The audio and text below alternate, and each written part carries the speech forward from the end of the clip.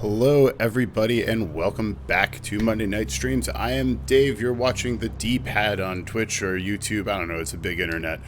But tonight we are here to check out Sunless Skies.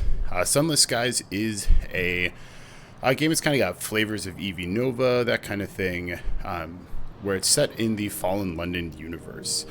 There's a lot of scuttling about from port to port, trading, fighting, and I was a huge fan of Sunless Seas when it came out, the first one that they did. And the Fallen London universe is pretty super cool.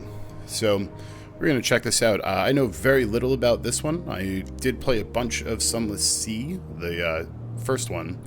The boat one, not the train one, is how I'm going to remember it. But I'm sure we'll pick it up nice and quick. One thing I did hear is that the combat is much improved, which is always a good thing. So we get the options to begin a new game. If you die, you can only continue with the new captain, or if you die, you can reload or continue with the new captain. Where's Legacy? Any aiming assistance, any projectile speed and supply. Okay, we're just gonna go with standards and no aiming assist.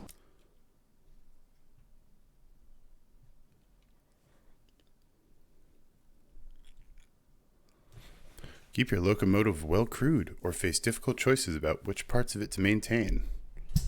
Well, that's great. Everybody likes deciding what to fix.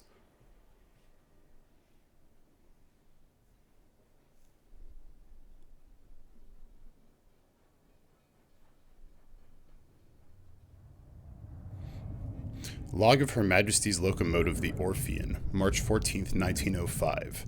Our expedition to the domains of the dead has been eventful. The Orphean is damaged and in grievous need of repairs and supplies. We are returning in haste to the Reach, where I hope to make port of New Winchester. May God be with us, for 1,000 deaths wait in the sky.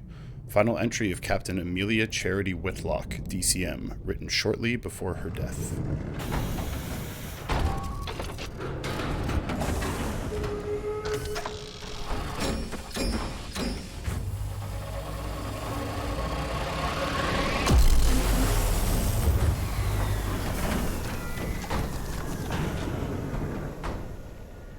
Alright, and we commence being a train.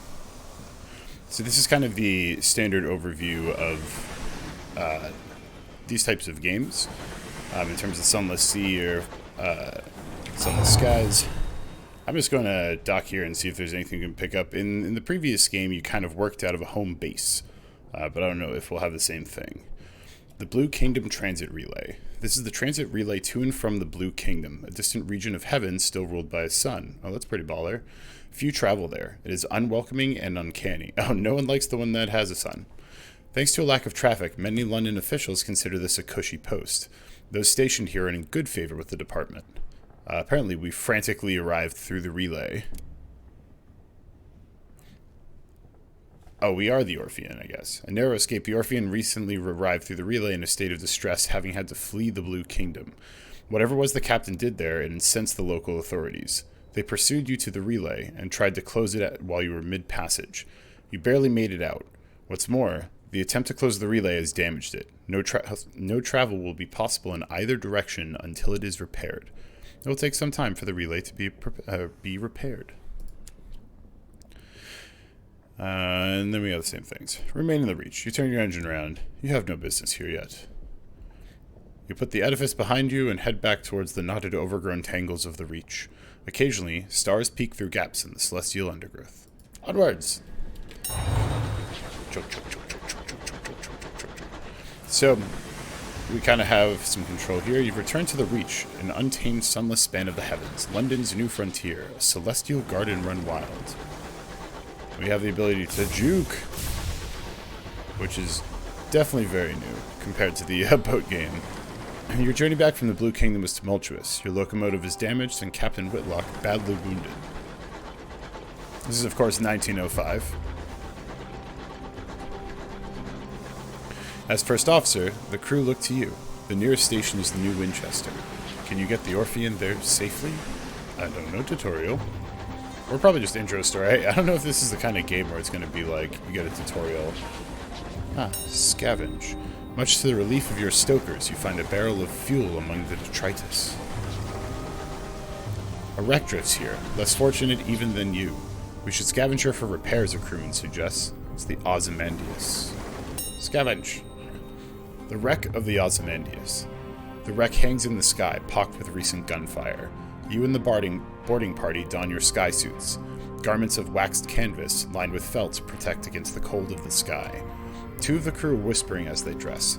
What business did Captain Whitlock have in the Blue Kingdom anyways? Why the devil did we trespass on the districts of the dead? You silence him.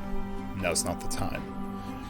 Leap across the wreck. The gap between the two engines isn't wide, but the endless fathoms of heaven gape beneath it. Leading the way, you jump. You're stuck. What up? Thank you. Thank you very much for the raid, Lee. We are just starting off with Sunless Skies here. This is the sort of very, very beginning first 10 minutes.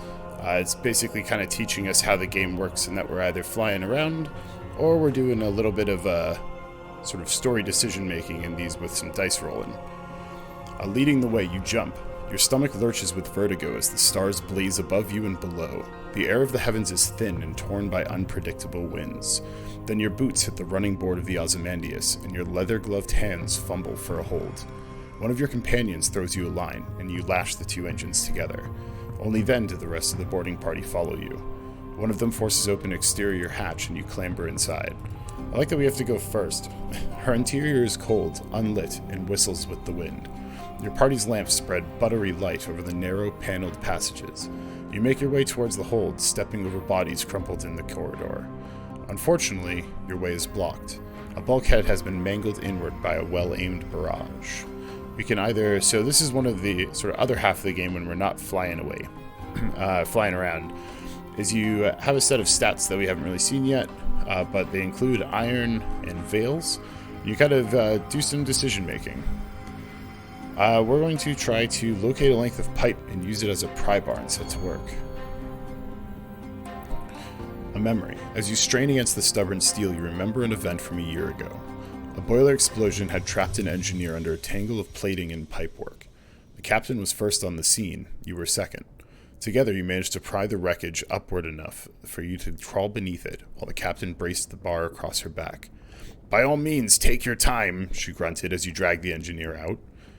Back in the present, the twisted bulkhead yields. Your companions clear the exposed rubble away. The way is clear. Yeah, one of Respectable Fool and I's friends worked on BioShock Infinite. It was a hoot.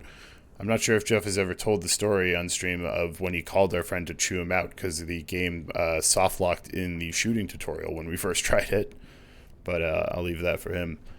You have reached the Ozymandias' hold, a ruin of smashed cargo and spilled supplies. Hopefully, somewhere amidst the detritus you can find parts to repair the Orpheon and restock your stores. Conduct a thorough search. Your companions work quickly. The Ozymandias' hull has begun to creak. Your actions on board may have compromised its integrity. Oh, great, of course. Renewed, you find enough food and gear to restock your supplies, and enough spare parts to make necessary repairs to the Orpheon. The food will need to be thoroughly thawed, of course, but you've eaten worse in the skies. "Oh!" cries one of your party, prying the lid off a long crate. It holds a cannon. There we go. Still nestled in straw. Another crewman pulls a battered bird cage from a pile of ruined cargo. Within the cage, something winged and furred opens a sullen eye. You examine your finds. We found a Jerusalem cannon. Her own weapons were damaged during your flight from the Blue Kingdom. That leaves you vulnerable. As well as a diffident bat that we can use as a scout. The heavens are wide, so locomotives use scouts, like bats, to locate things of interest. Ports, resources, wrecks like this one to scavenge. We'll mount that. We now have one Cotterell and Heather Sage Jerusalem. Okay. And we're going to take this bat. The Ozymandias emits a long, juddering creak. Your boarding party exchange nervous glances. From the chaos of its hold, you have retrieved repairs and supplies and discovered some useful equipment. A gun that can be mounted on your locomotive, and an educated bat. I had never heard the word juddering before. I almost said shuddering and had to read it twice. We can either press on to the engine room. You might find more fuel there, but you'd better hurry. The Ozymandias is beginning to tear apart. Or return to the Orpheum. We're going to go to the engine room. The wreck of the Ozymandias... God, roll, yeah. The wreck of the Ozymandias screeches as its metal buckles in tears. You press on through the shuddering corridors, searching frantically for the engine room. We can either send a smaller party and retrieve fuel, which has a 49% chance of success, or we can go ourselves and conduct a hasty search.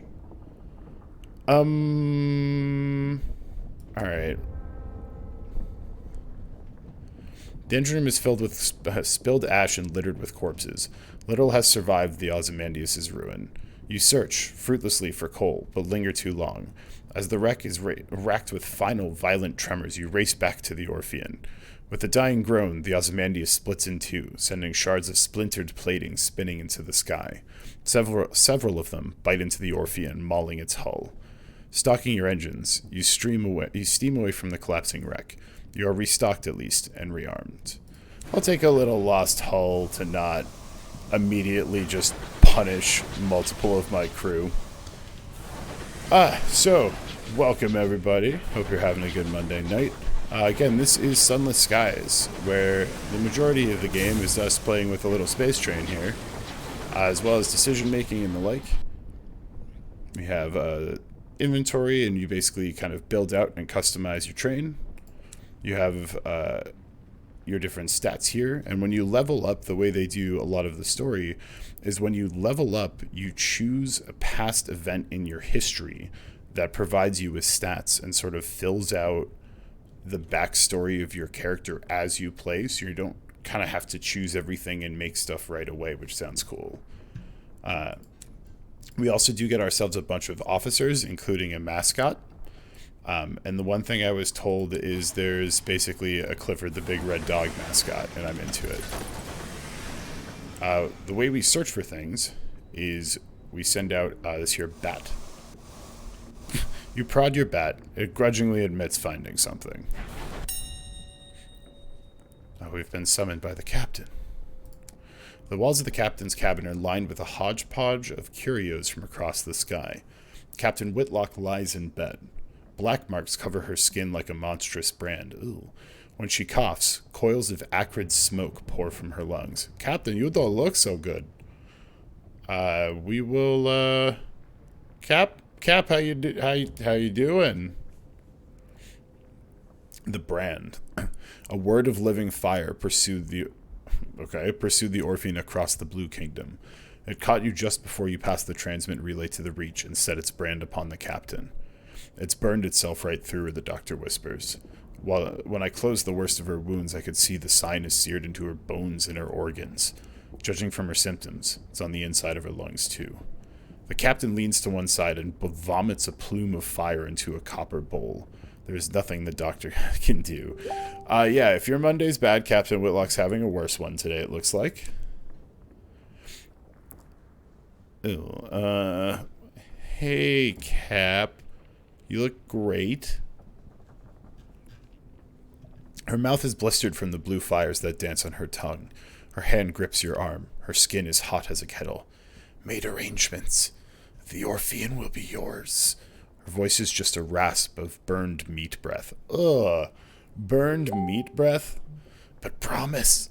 She breaks off to scream a word in a language that was not made for human mouths. When she resumes speaking English, she is weaker. Her request little more than a gasp. Promise me one last service. Promise. Listen, you should get some sleep. Yeah. All right, Cap. What do you need done? She sinks back, relieved. All in my will, she gasps. Be a better. She breaks off as the sigils burned into her bones flare, growing cherry red through her flesh and skin. Better captain than I. The effort exhausts her. She sinks back into the scorched pillows in a twisting, frantic fever. I have an engine to command. You leave the cabin in the scorched stink of its air behind and return to the bridge. New Winchester is further than you'd like, and the captain hasn't long left. Yeah, so they are not doing so hot. Ah, cool. So the combat in Sunless Sea was this kind of weird, keep them inside your firing range and then your cooldowns and moves charge up. It seems like now we just legitimately kind of have some live action shooting. Oh, hi.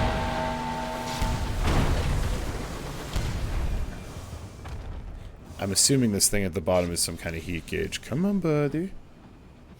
No, you want to come into my light. Bonk. Easy enough, or others are dumb. The Reach Martyr is defeated. You approach the buckled wreckage, poised to plunder the plunderers. Behind you, someone is humming a song of victory. Yeah, I suppose we needed a good one. We can either raid the remains, or we can salvage it for repairs. We did get slapped, but we'll raid it first.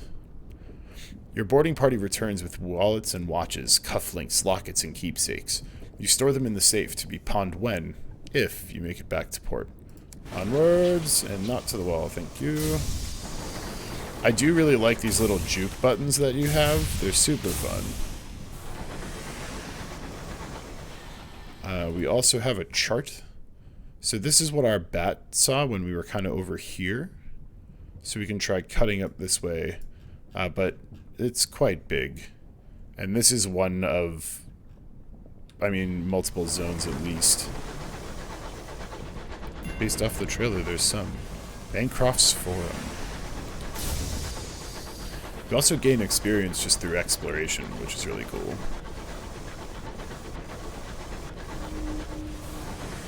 A distant clamor of engine yards. An accretion of smog on the windows. What are you? Hey, okay. New Winchester.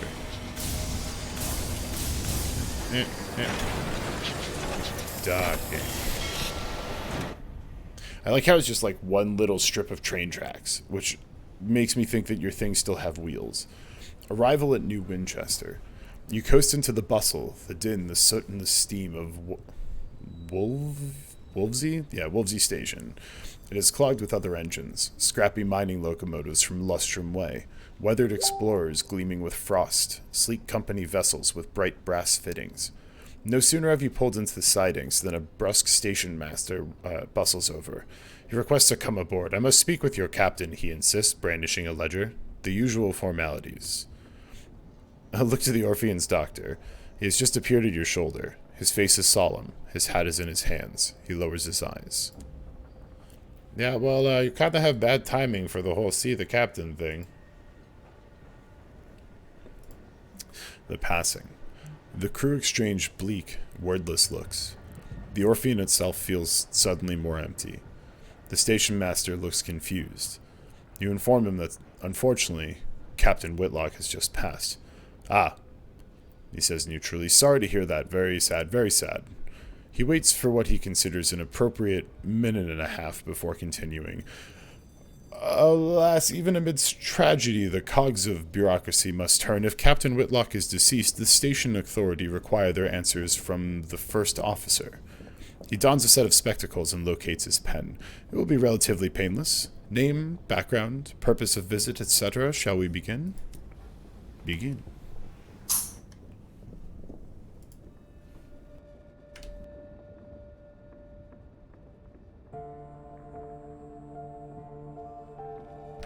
Create your captain. Today, London lies between the stars. Her new empire unfolds across the heavens. But 10 years ago, before the Northern Gate was opened, before the renewed Empress led her people into the skies, it lay in a vast cavern far beneath the earth. Deep, dark, marvelous. Who were you then? Alright, chat, we can be a street urchin. We can be a soldier. We can be a poet. We can be an academic. We can be a priest. We can be a sailor who sailed the undersea. We can be a ministry auditor. Or we can be a revolutionary.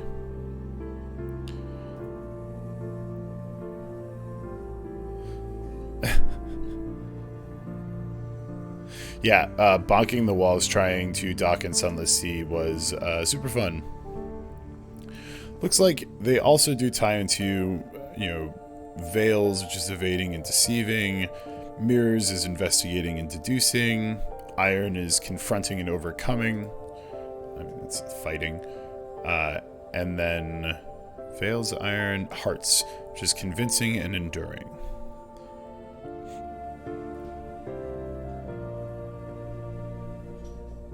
Yeah, exactly. It looks like 2 per skill.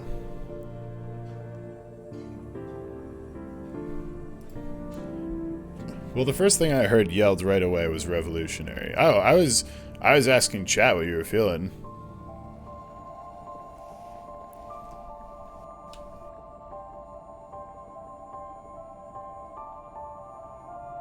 Ain't that the truth?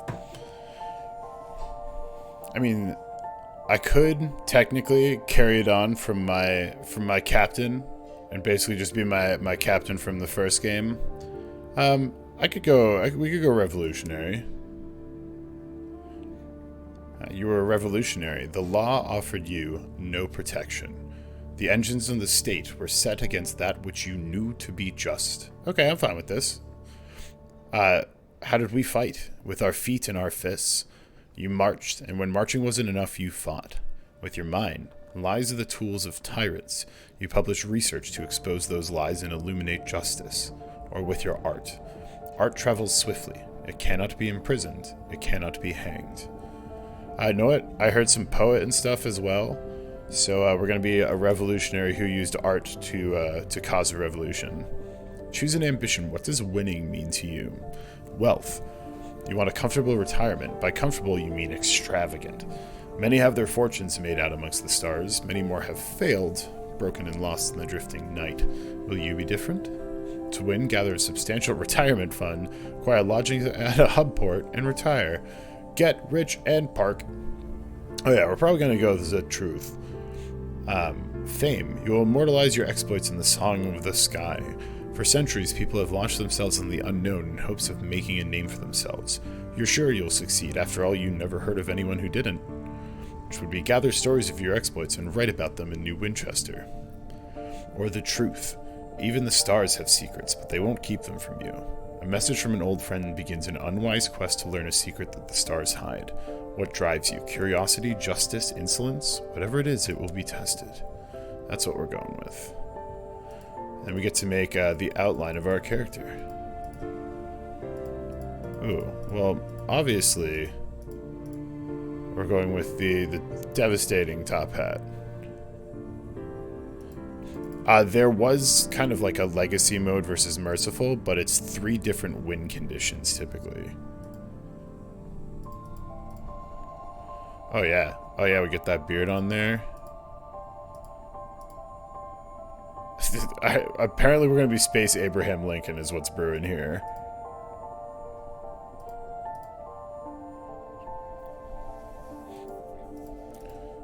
Let's see. We can go by...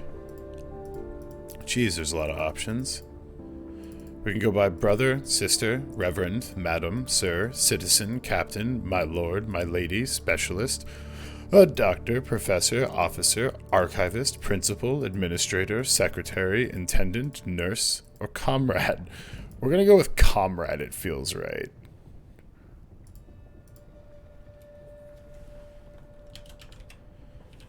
Comrade Dave Abraham Lincoln Hook. Just a regular intendant. Alright, it'll be... I should know how to spell my own goofy name thing. Comrade David. Origin, we were revolutionary. We fought with our art. Our ambition is the truth. So our starting skills will be 10 iron. Dave Abraham Hook Lincoln. Hearts, so we're very sneaky with the veils. Not much for hearts and mirrors, but not much for iron and mirrors. Stat. That's alright, we'll get some crew in that kind of thing. The reading of the will. 3 weeks have passed. This morning, Captain Whitlock received a simple memorial service. Her body was consigned to a necropolis train bound for the serene mausoleum. Now you sit, with a handful of her relatives, in the threadbare offices of her solicitors. A methodical notary is reading the will. The captain was wealthy, once, but squandered her capital on mysterious expenses before her expedition to the Blue Kingdom. We listen to the end. I'll hide that. We listen to the end. The captain's relatives, from whom she was mostly estranged, are clearly wondering why you're here. True to your word. In a final codicil, the notary announces, Captain Whitlock confirmed that possession of the Orphean was to pass to its first officer. He peers at you with dry grey eyes. This includes a certain black box contained in the Orphean's hold. Captain Whitlock's final request was that, at a time of your choosing, you transport said box to an address in London. He hands you an address card, and deposit it there. You are not to look inside. She gave no explanation. And that's it. You're captain now. The Orphean's yours. So we have Captain Whitlock's legacy. You can investigate the black box at New Winchester. You can take it to London as requested, or you can sell it and be done. We gained 100 sovereigns, and we have a large black box. All right. So we have the option to explore the city. We can try and recruit someone named the Incautious Driver, which I'm very into. The Fastidious Inspector has an opportunity. Ambition, an old friend. We can investigate the black box. We can repair the locomotive. We can hire on crew. So first, let's try and get ourselves this guy. I specialize in test driving, but I'm looking for something quieter. The driver indicates a crashed engine still smoking. Like that, without the screaming. Officers require a sign-on fee. 20? Hell yeah. Allow the driver to join our crew. What harm can it do? We increase our iron by 6, our hearts by 2, and our affiliation establishment by 1. Hell yeah. The driver boards, eager to get started. I recently parted ways with the Windward Company, they explain. Personally, I think a crash a week isn't so bad. They disagreed. Oh well, live and learn. Alright, shit, it really is me from the sub. Let's check out this opportunity. Excuse me, Captain. A woman pushes through the crowds towards you. She is short and square-shouldered in a neat black suit and polished shoes. She shows you the case of her pocket watch. It is embossed with the crown and hourglass of London's horological office, the body responsible for ensuring time is consistent across the empire. I'm hoping to book passage to Port Prosper, she says, slipping the watch away. I can, of course, pay. Pay sounds promising. Thank you. The locomotive I was on broke down following a boiler rupture. The chief engineer's fault, I suspect. A gentleman fonder of brandy than of diligence. Here, an initial sum to seal our bargain. Prosper lies to the northwest of New Winchester. Note there is such a thing as north, south, east, and indeed west out here. Or not that there is such a thing as north, south, east, or indeed west out here. Instead, London cartographers picked 4 of the brighter, more reliable stars visible from the Empress's new palace and named them north, east, south, and west. Londoners value familiarity. So we have to bring this person, this is kind of our first quest we've scooped. We have to bring them to the quote-unquote northwest to Prosper.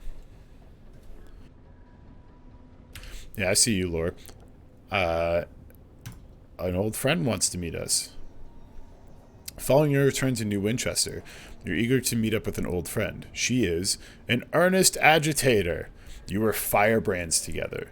You kept one another's secrets even in dank brick cellars where special constables bloodied their knuckles on your ribs and jaws. What up?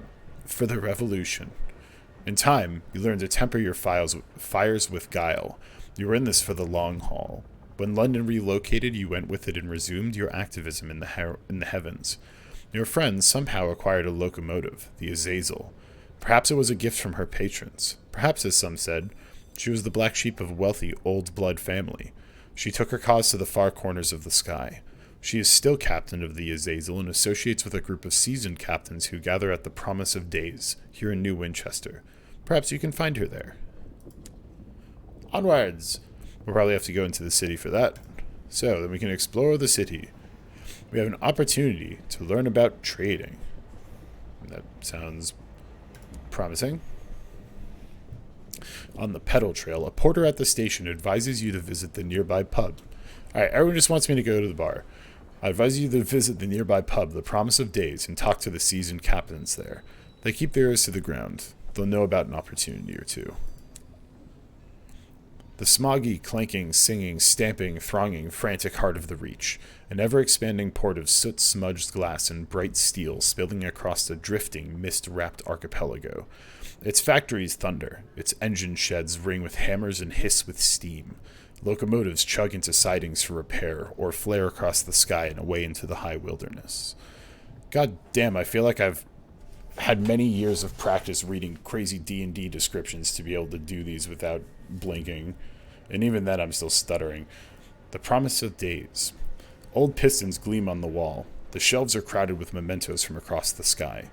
The clientele raise their voices to be heard above the comforting clamor of the adjacent engine yards. You may find helpful advice here. You can introduce yourself to the seasoned captains, or peace, or ask them how to make fortune. Hello, captains. It is I. 4 are gathered at their usual table. The masked citizen, a libertine polymath and pioneer of the neo-nocturnal artistic school. The bedeviled didact, a scholar haunted by his discoveries. The plucky baroness, explorer, collector, philatist, and spatchcocker Meg, who hunts monsters. Of course, everything out here is jolly dangerous, says the Baroness. Few risk the sky, so news of distant ports is valuable. Collect port reports from the places you visit and deliver them to Victory Hall or Company House. The more you turn in at once, the more they'll pay. Look for other opportunities on the way, advised the masked citizen. Passengers who want transport, rich men in need of bloody work, etc. Philatelist? Interesting. Let's see. I inquire. Well, actually, we'll see if they have trade tips first. Ah, the didact says, fiddling with his innumerable talismans, an essential topic. Spatchcocker Meg slides you a stool, and the captain shuffle around to make room. The masked citizen buys you a drink of their own invention. It is violet and foggy. The plucky baroness gives you a brisk, encouraging grin. Ask away. So this seems to be... Jeez. There's a bunch. So this seems to be just kind of how the markets and stuff work, which I kind of know. So lesser ports each sell a single good. You can sell, not buy, any trade good at a major port. Prospects are things where... let's see. So basically, you will know about a single place where they're trying to pay like crazy for a particular commodity. Okay. I asked them if they know of a good prospect available. The host of Magdalene's needs an urgent delivery of seeds, paying a pretty penny too. If I were you, I'd get to the bazaar right away, put my mark against it. Meg grunts. Broker in Port Avon is selling cheap seeds. Chirpy chap, God knows why. His face looks like it's been pushed through a mangle. An opportunity. Port Avon lies to the east of New Winchester, and Magdalene's lies to the west of New Winchester. So, that would mean we need to go to Port Avon first, to the east, and then Magdalene's to the west. Okay. Do you know of more? Or is it just going to tell me the same thing? No, it's going to tell me the same thing.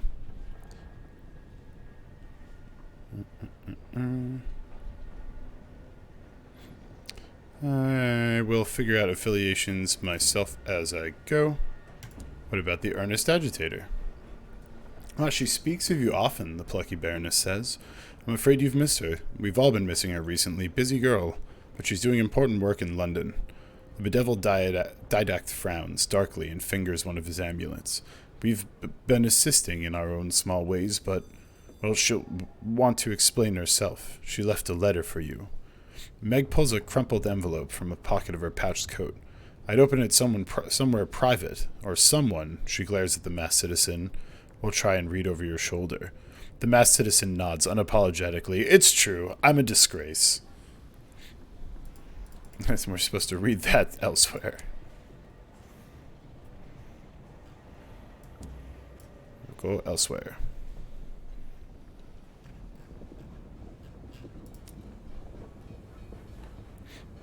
Let us read the letter. Privately, you examine the letter. The earnest agitator's handwriting, never neat, is clearly hurried. There are several unfinished trains of thought angrily struck through.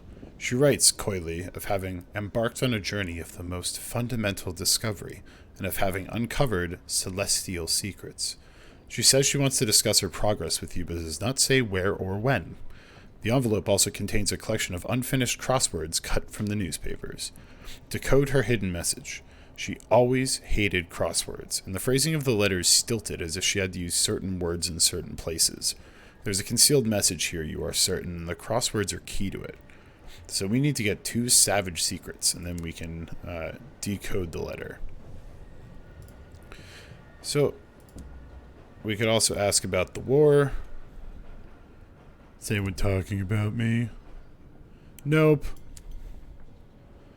And we will ask about political situation. New Winchester is neutral ground, but there's also the assembly runs New Winchester from Victory Hall, etc. Perhaps not. How much is it to repair? 3 sovereigns per point of hull we've lost, and we were at 20 out of 30, or repair 10 for 30. Okay, it's literally the same thing. Fix up that whole crashing thing I did. Actually, it wasn't really a crash. It was just getting ripped apart a little bit from the side. And I sure do wish that I had a way to... there we go, shops.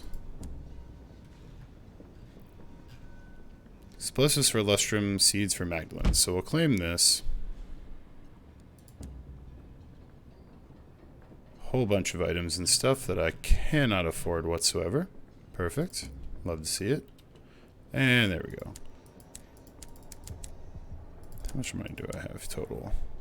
145. God, supplies are so expensive. Why do you have to eat so much, people?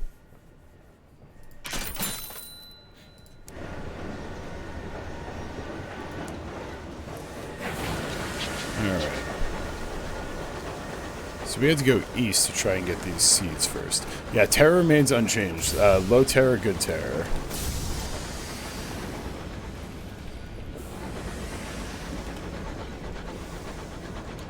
I like that there's a cruise control button.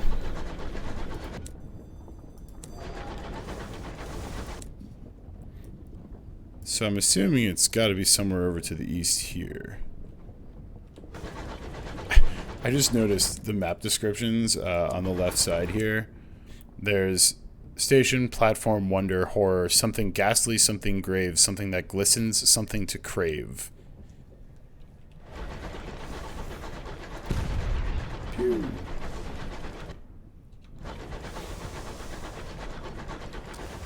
Every time we send the bat, it takes... what are you? Are you bad? Attackity Scout. You don't seem inclined to kill me, which is a good start. No, don't hit me. I'm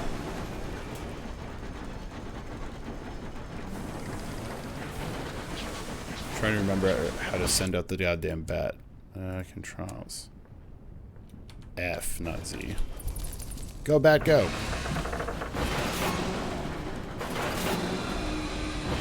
It's found something. Leave me alone, guy. I really don't like... I don't like how you're kind of creeping up on me, bud.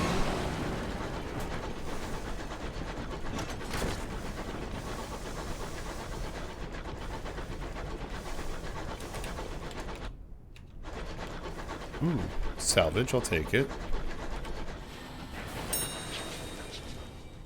I have no idea what that was that we found. A crate of nostalgic crockery. Fine London china porcelain plates bearing the Empress's face, cups and saucers traced with roses. Alright. Fortunately, you're not the port I was supposed to find.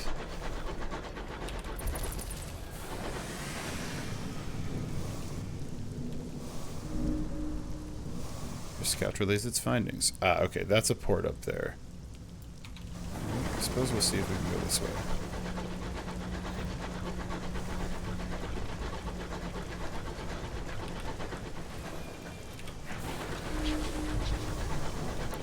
Distant nebula shines on this place. Its light is mellow as melted butter. That's the second butter light description we've had so far. Ruins claw the sky. The work of giants. What is this?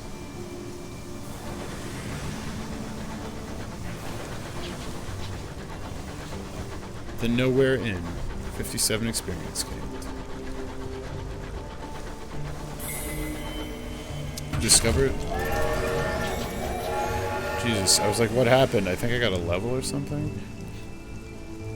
You can earn more experience by defeating enemies, discovering landmarks, and completing prospects and stories. Blah, blah, blah.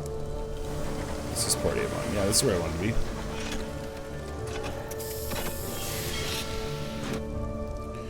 Arriving at Port Avon. Behold, a ruin of giants. Gargantuan blocks jigsaw together, furred with moss and whispering with orchids. Orchards, not orchids. A bucolic village nestles amongst them. Smoke coils daintily from the chimneys. A leisurely game of cricket unfolds on the village green. We'll disembark. A ramshackle dock juts into the sky beside a farmyard scattered with rusty locomotive parts. Plating, piping, a chugging motor with its innards exposed. Everybody off. We're 3 welcome at Port Avon. An oily-faced, black-haired girl waves your locomotive into position. Welcome to Port Avon, she calls as you disembark. A rich nod of scents greets you, leaves and wood smoke, enriched by an infrequent but pungent intrusion of goat. Alright, Port Avon, you alright?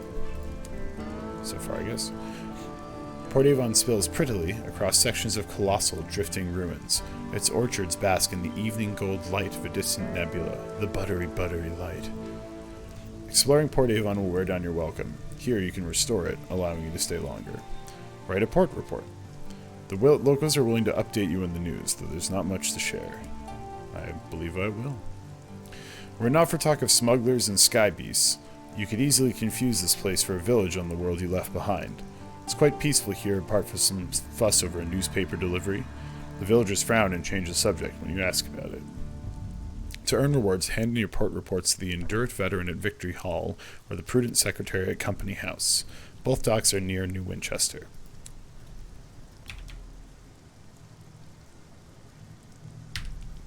We unfortunately don't have any salon-stewed gossip. We have no hot tea. We have no tea and we have no hot tea, so unfortunately, cannot do either of those. But we do need to shop.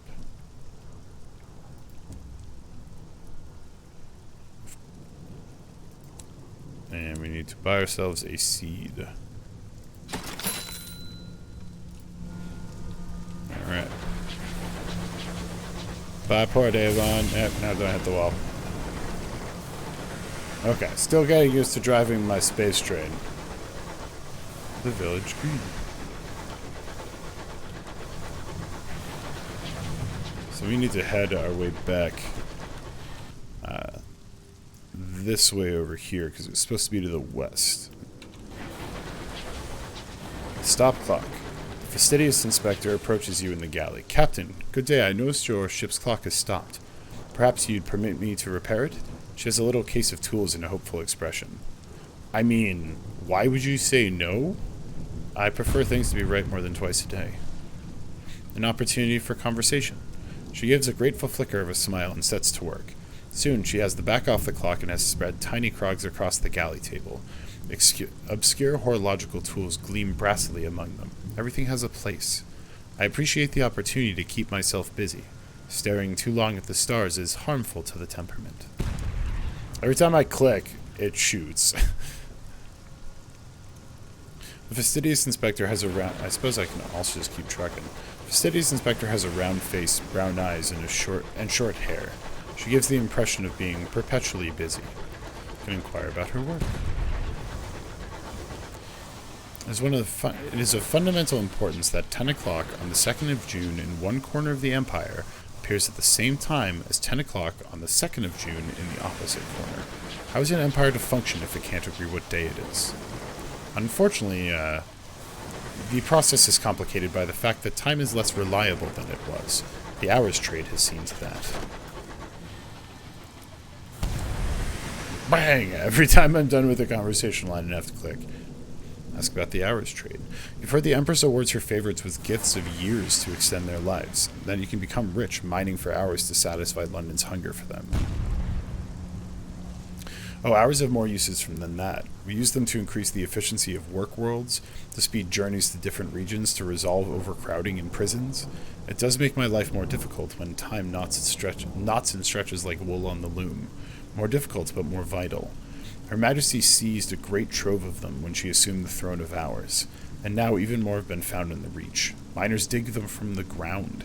She looks momentarily wistful. I hope someday to retire with a modest pension of years myself, to prolong the better part of my retirement. Bam! I will compliment her skills. Thank you. And, there's a war going on. I'm a revolutionary, so assumedly... Alright, I have to click good evening, because every time I click something, it's firing guns. It's so silly. We'll go up around this side, though.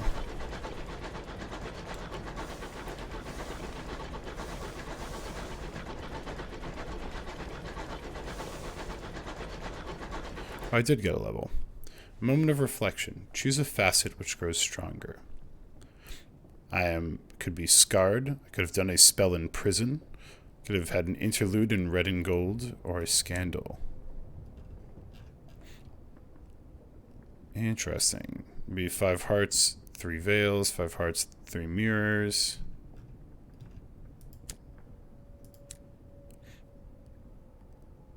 You lost your mind once. Put you in a splendid hotel managed by a cheery gentleman who would determine if you could leave. Yes, you're feeling much better, thank you. So I'm gonna stack up veils a bunch, I guess.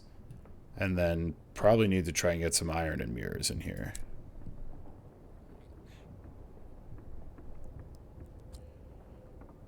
I don't think I was in prison. I think I went to the loony bin. And yes, I'm feeling much better now, thank you. Actually, no, that's a mirror. Maybe we did go to prison. Better the wolf than the lamb? Nah. We're feeling much better. I feel like this is one of those you have to be crazy to come here situations.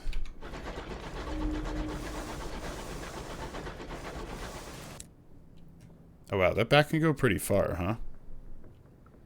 Suppose we'll come back to that. Trappistos, hurry.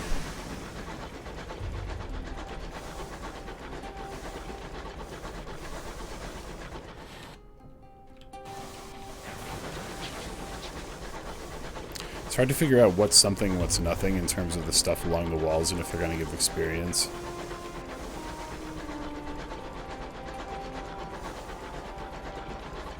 Hello. Oh, but I can't read chat with cruise control on.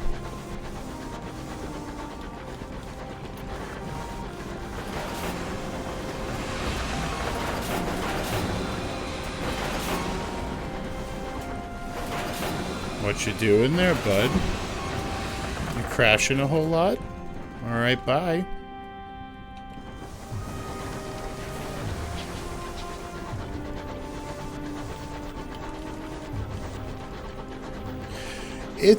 So it's kind of the sky up into the beginnings of space is the only way I can really describe where we are. With certainty, I know that the second zone is very Eldritch Horror spacey. I think I managed to hit the dock button before I slammed the wall. Yeah, I believe so. I represent the banking house. Oh, okay. It unlocks a bank vault. Yeah, just done. Looks like you can access your bank stuff from different hub ports.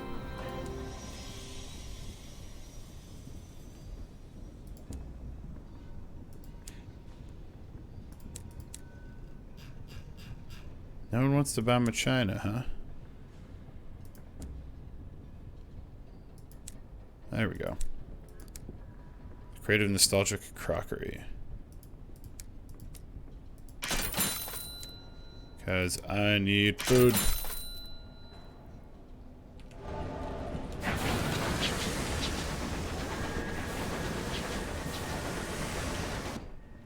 So we need to head on over to the west, where we're supposed to find the other place.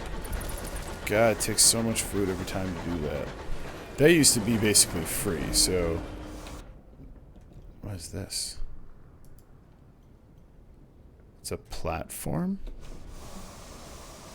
Excuse me?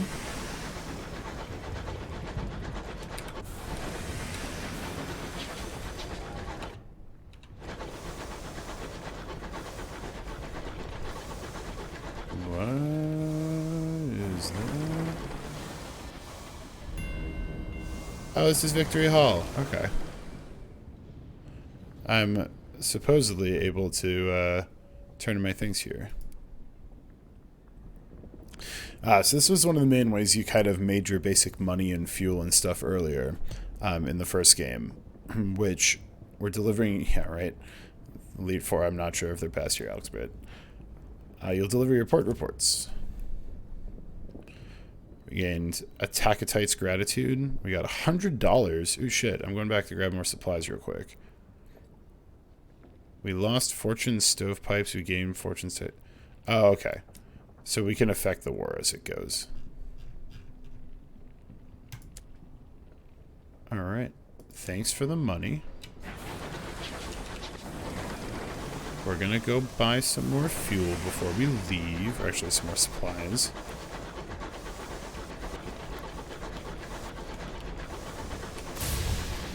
Bloody is censored in the script. That's a little silly. Hello again, New Winchester. It's been so long.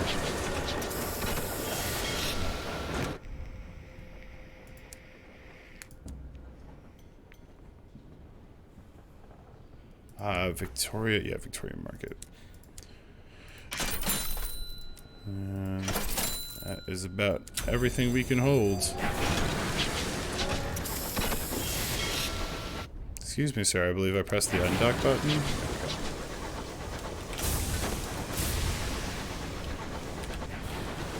Alright, we choo-choo this direction. Supposed to go to the west, so probably just choose one of these two.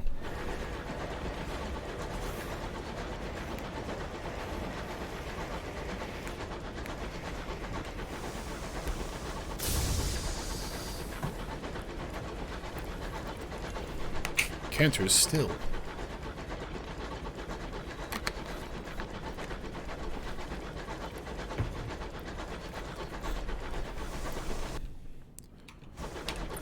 Alright, Bat, here's your food. Go check. It's found something.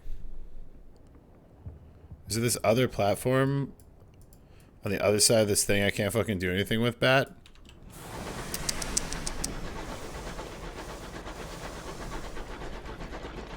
I'm not sure how this one does it, but in Sunless Sea, the map itself, outside of a few key places, refreshed every time, so it rejiggered where everything was. Is that a marauder? Is that a miner? It's past me anyways. So every time you died or you retired and passed on your legacy to a new character, it would reorder all of the maps. You could basically choose to pass down your map, but it would take away some of the experience you could get. Really hoping this isn't just a channel that goes nowhere. We sure do have a bunch of hungry crew, apparently. Hodge's Crucible.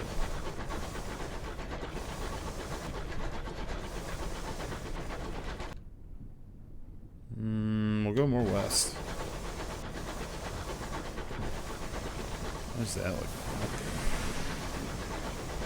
After some gigantic mushrooms.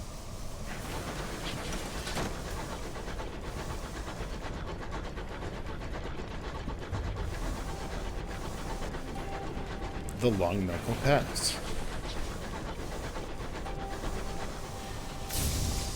Bonk.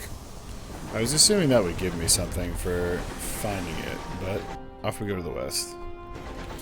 Oh, because it looks like some knuckles. Yeah, we still have some supplies, but so far our only emergency food is our chief engineer is named the Incautious Driver.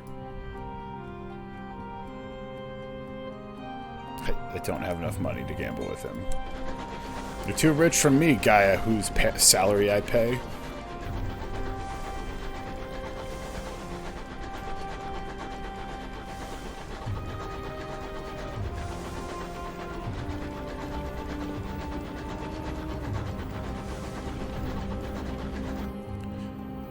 Alright, it's almost time to send the bat out again.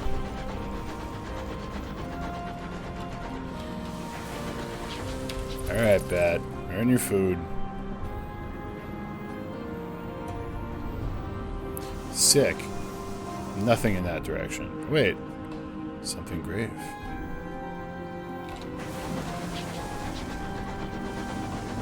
Ooh, it's a wreck. The wreck of the White Mountain.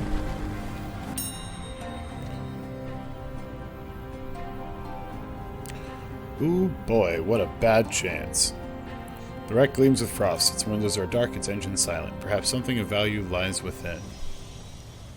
Go bigger home. Yep. We're a little scared. You don your sky suit. Your driver pulls your locomotive alongside the wreck, close enough for you to leap the gap.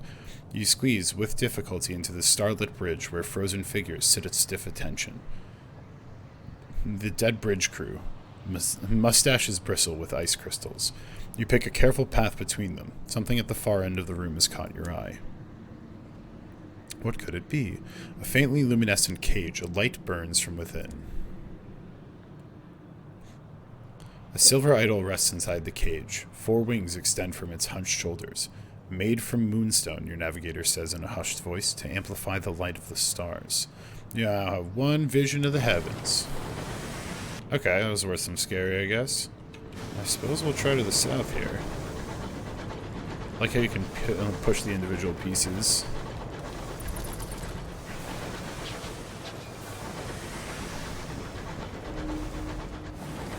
Oh. Oh, is that where I need to go? Hopefully.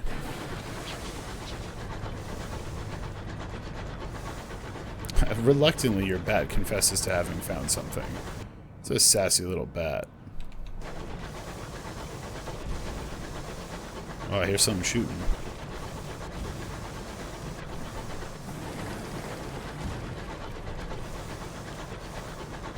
Excuse me, pirates?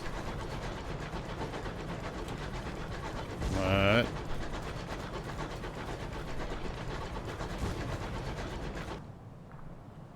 I feel like hopefully this curls in.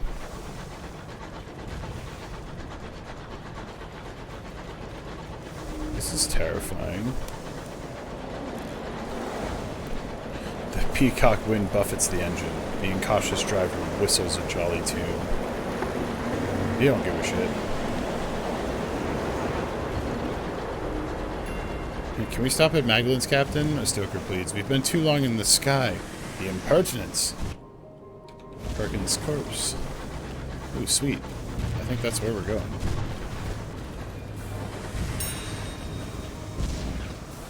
I super duper hear gunshots though. Is it you?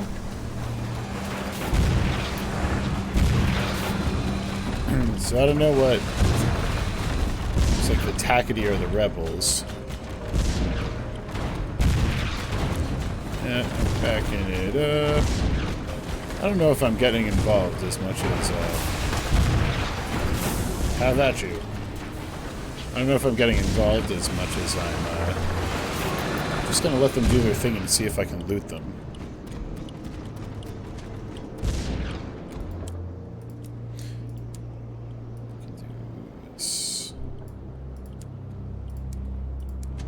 Cut the guns a little bit.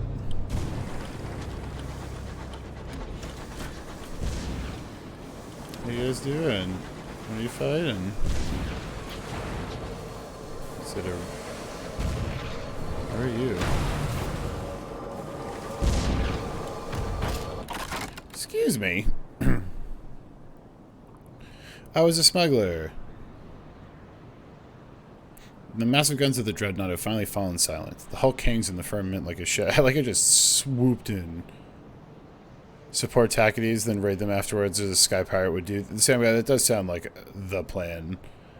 Its sides are scorched and open, its windows shattered. Smoke billows from its blind eyes. London will not see what transpires here. I can get an unlicensed chart or unusual cargo. Now we need money. Sheaf of papers. Crisp as freshly ironed shirts. Cool. 138 bucks, I don't hate. Guy. Now, I know you're not thinking of shooting at me.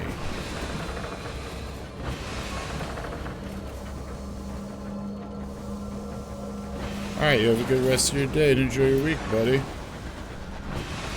Magdalene's, where you can buy comforting lies. That sounds like what I'm in the market for.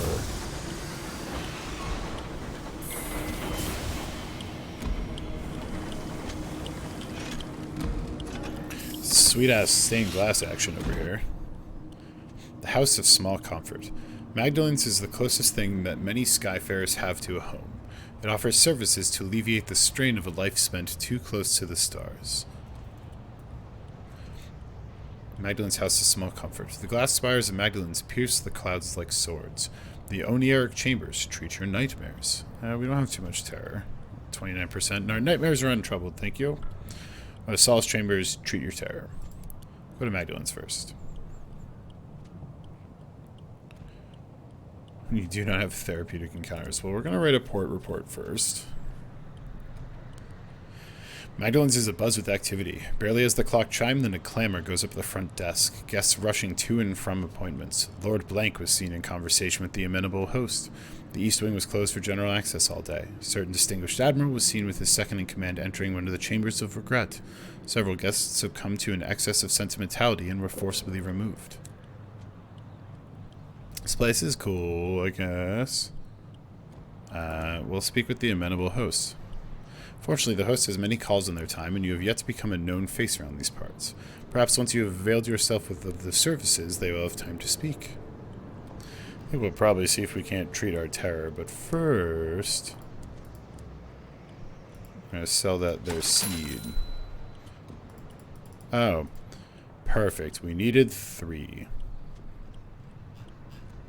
Well, guessing we'll go and get those eventually.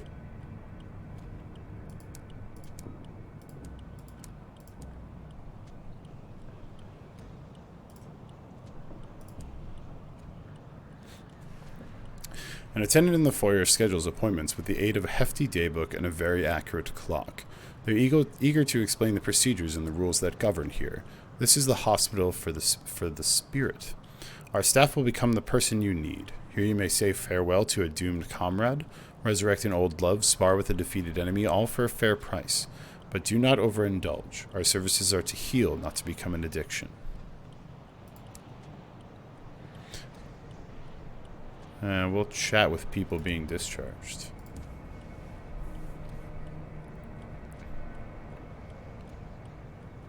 The attendants are on break.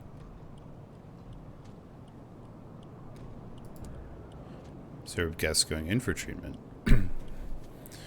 Yes, I know it's not the real thing, but I'd like a sense of closure, the tall woman says. What rot, barks the woman next to her. You want to argue over the will again. Told you once I'm not giving up the spoons based on a charlatan's say-so. Do be quiet, please, the one man says, for I'm more than happy to hear again why I was lumbered with with the third best wardrobe.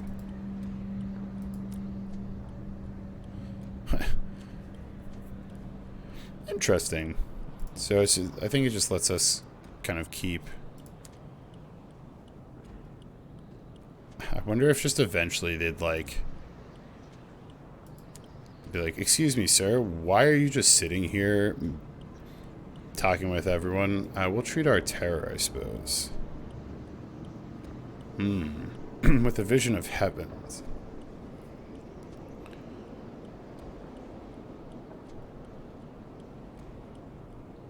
We'll request a treatment for ennui.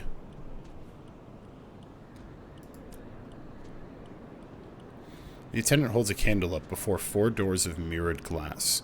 4 of our staff are available today. Each has their own speciality. Their names are not yours to know, only their craft. He smiles suddenly, his teeth gleaming like the links on a chain. You know yourself best. Who can tend your wounded heart? Whatever you need, you can find behind one of these doors. We'll go with someone who once meant a very great deal that are not with you now. The room is dark and shrouded.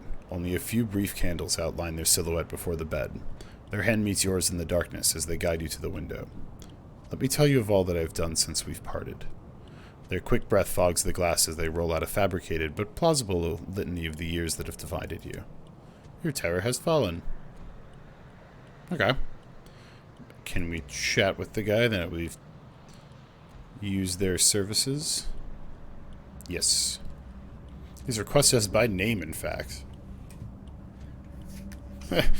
Hello, I'm here for the boredom. An attendant escorts you through the dazzling violet corridors. The host's red door is always open. The attendant leaves you just as the clock begins to chime.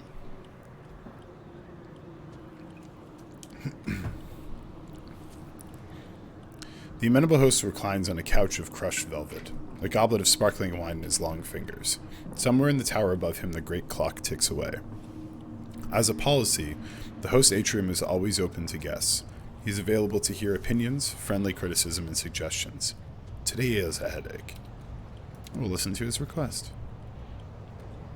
His voice is soft and sibilant, like butter. There's a butter reference again, like butter melting in candlelight. The guest has become rather too attached to a particular attendant.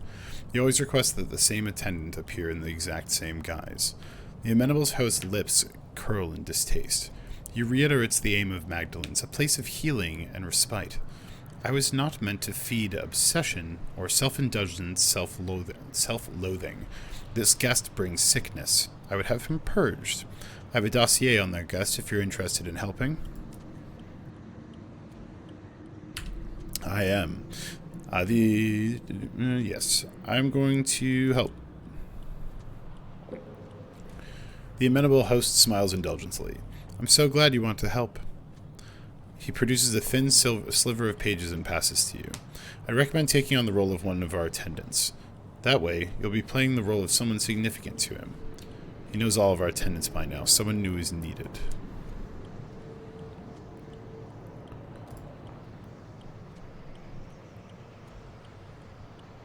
The attendants on duty have been informed about our involvement. How do you plan to deal with him? A treatment chamber has been emptied for you, should you wish to adopt a guise from his past. Alternatively, he's standing right there. He does not seem to have noticed you, and his eyes instead boring through the doors of the treatment rooms.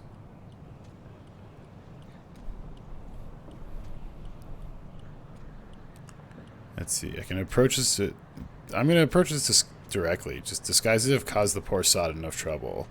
Because it's that, I don't want to disguise myself as his mother or his lover. I'm just going to walk up and be like, listen, man, you got to quit it. The lachrymose guest's eyes widen as you approach. Has there been a problem? You invite him to sit. Stiff brandies are ordered. You recount your own share of heartbreaks and tragedies, how you found yourself here, and you make clear that despite all that, you will be leaving. He nods slowly, and after a quick shake of your hand walks away towards the station. He does not look back. Well, you know, that went pretty okay. I think.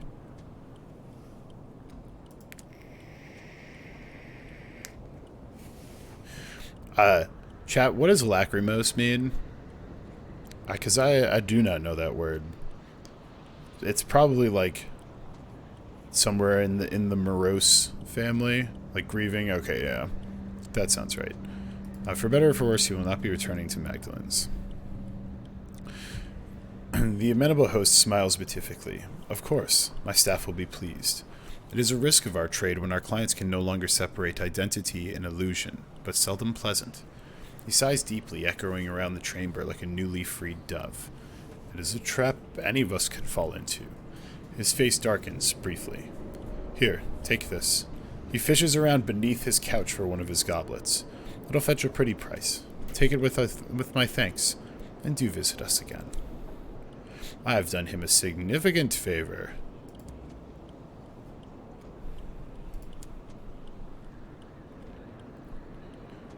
Oh, does he have another job for me?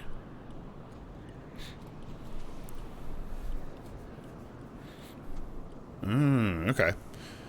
I admire your discretion earlier, he sighs.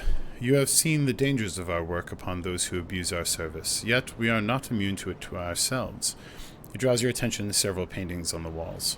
My regulars have, at various points, requested that I be a prospector on Lustrum, heir to a fine house in Port Prosper, and a titan of industry on New Winchester.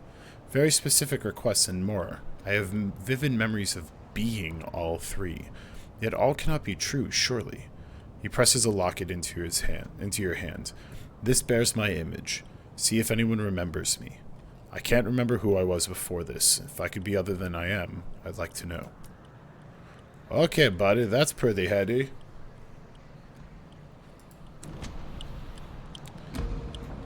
So...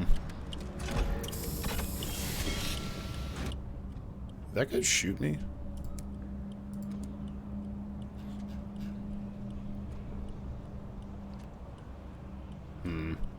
I mean, I need 2 more seeds, but I don't know if I'm going to bother with that right now.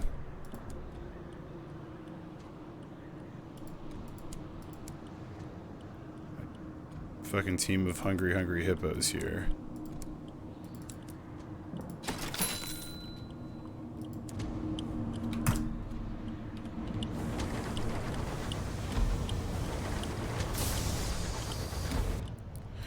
So northwest is where I needed to go to deliver my buddy here. The fastidious inspector. To the northwest of New Winchester. Port Prosper. Very well. Right before I looted the train, he shot a bullet that hit me. Well, that little bastard.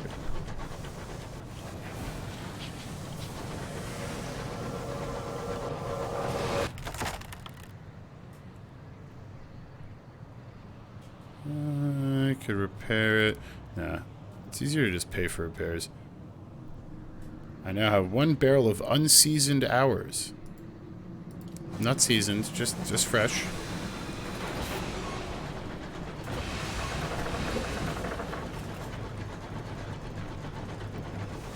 Guy, fuck around and find out. If you're gonna do it, just shoot at me again, and then I'm gonna... You done? Okay, you're done.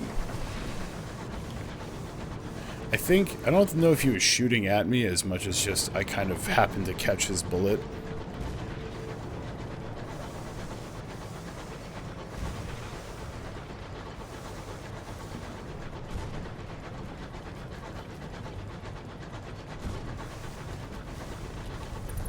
Go, bat, go.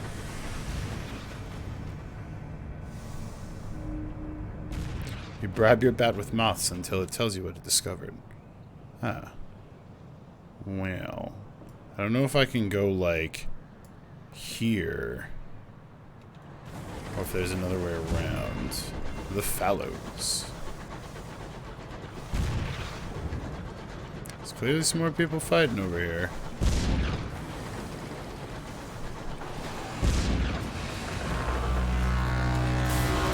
What?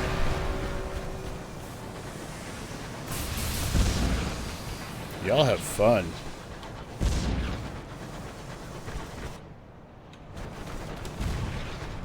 I am fucking leaving.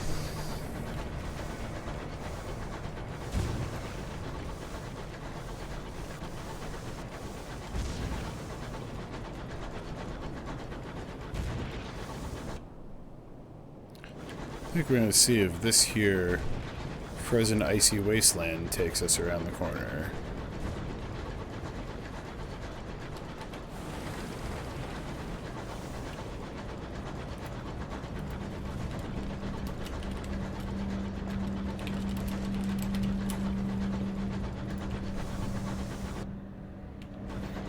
Ooh, what's that?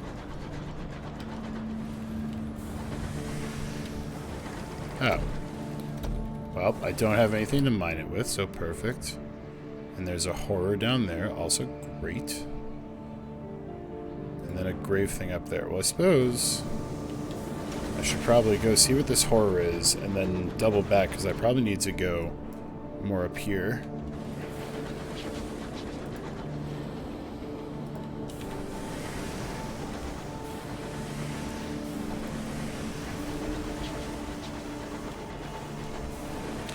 Miners dug too deep into this worldlet, disturbing a disgruntlement of Kantakari.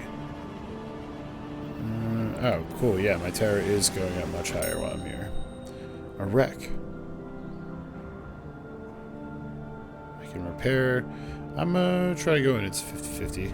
And it fails? Perfect. Love to see it. I have a tale of terror, I lost a crew.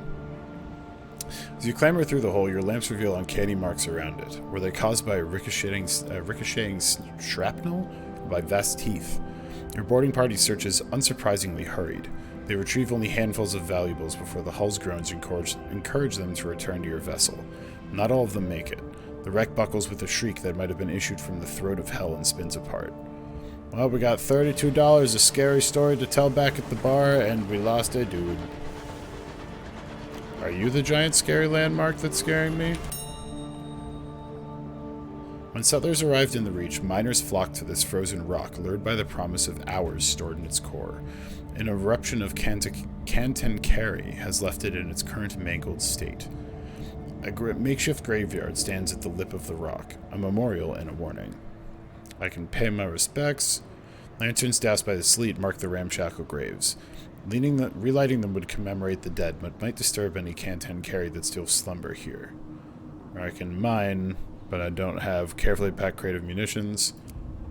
Well, you know, at one point we're going to have to succeed at something. That's what I'm hoping.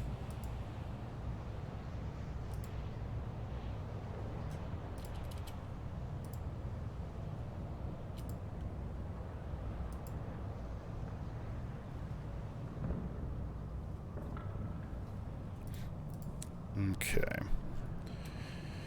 Sweet. Groaning Kantankari pour from the fissures in the rock. Stunted, half-blinded, and irritable from their long sleep, they thrash across the surface. Great. Crushing graves and battering the rusting equipment to fragments. We're going to run.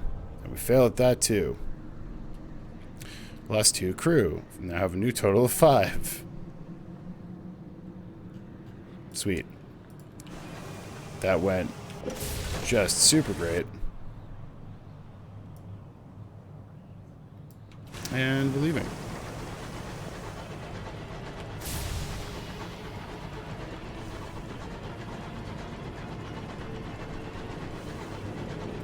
Do we have our safe minimum here to run? I think so. I don't know what our minimum thing is.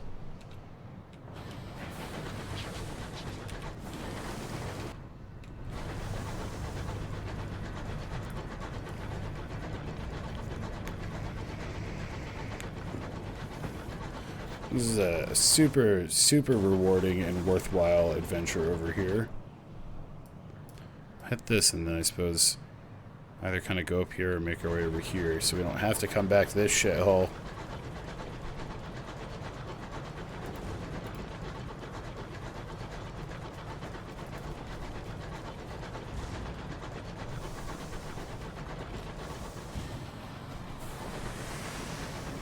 As your terror rises, bad things will happen to you.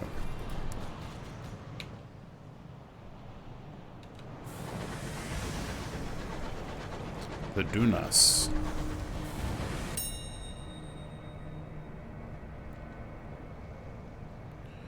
The wreck leaves with frost. Its windows are dark, its engine silent. Perhaps something of value lies within.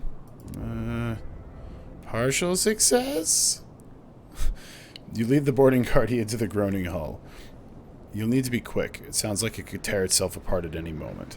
Insulated in your sky suit, lamp held high, you lead them towards...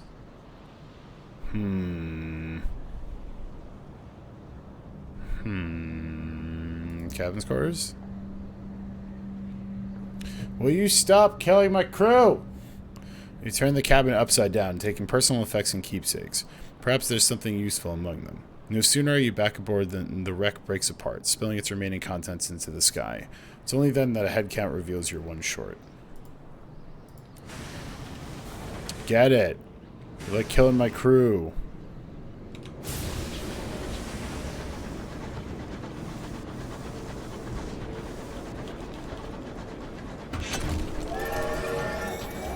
And then everyone celebrate because we got a level.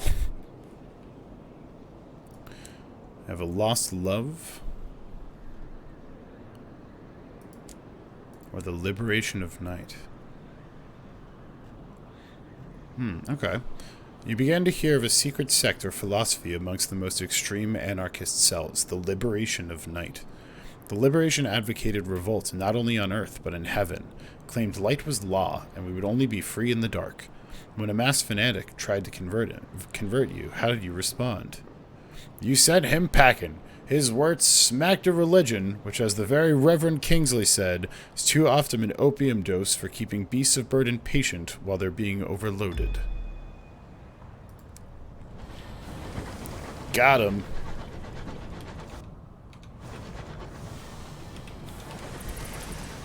Well, the good news is that now with my much smaller crew, I will now not eat as much food, I guess. So we got that going for us. Everyone, double rations, because you're all still alive.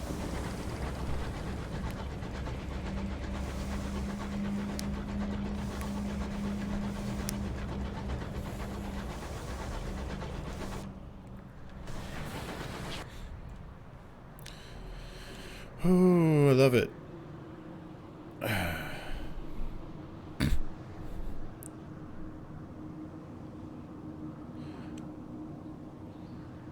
Great. The skeleton crew are unable to keep the engine in a necessary state of repair. This morning, a leak filled an aft corridor with gray, noxious fumes.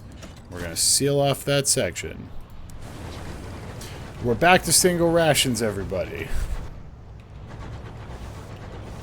Yeah, we gotta go get some more crew and food. Been super fine on fuel.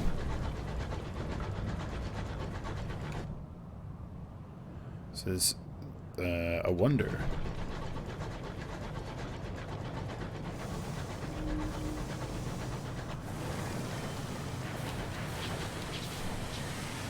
Ah, they immediately bring terror down. Ooh, look at that.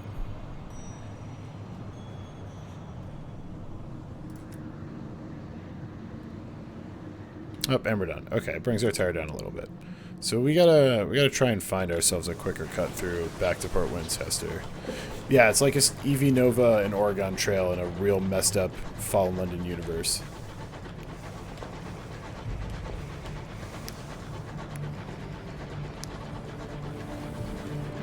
Yeah, when they said that that thing is northwest, is like the port gonna be right fucking here? I'd be pretty bummed.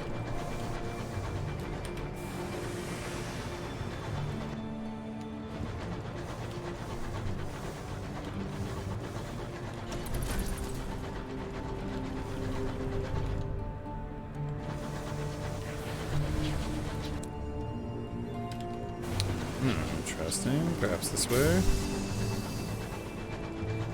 You rub your bat with moths until it tells you what it discovered. Yeah, you know what, passenger? You could maybe tell me where we're supposed to go. That instead of northwest. Okay.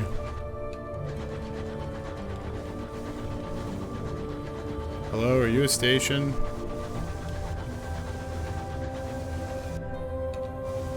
Nope, you're a mining thing.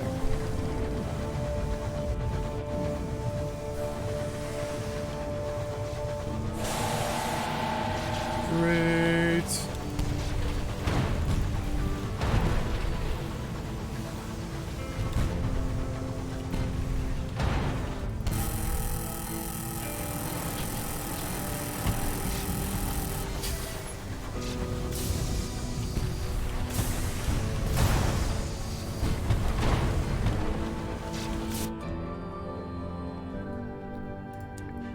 You're in possession of a certain otherworldly artifact that has begun to appear persistently in your dreams.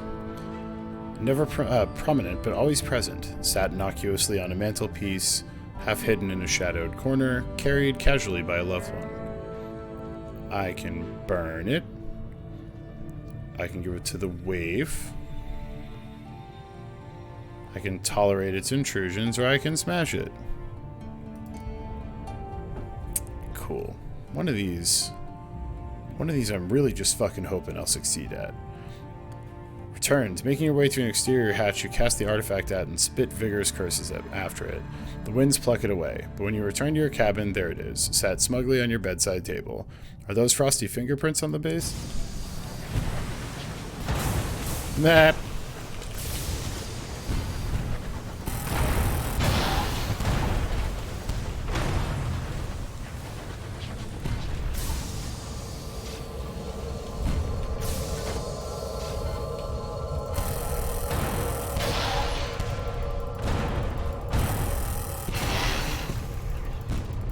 Excuse me, bud. Can you die already? To the victor, the spoils. Oh, this will begin a short quest. Hello, are you crew? Bring him to Magdalene's. And gonna get this hull.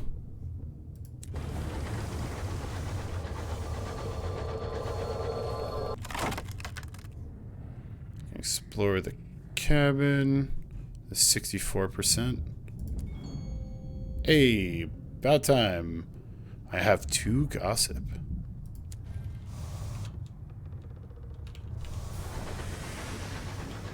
Yeah, we gotta get the fuck back to where we can buy stuff and sell stuff over this way.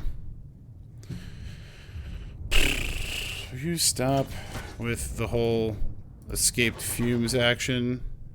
I am still not certain if this leads back. Spores float by on an aimless breeze.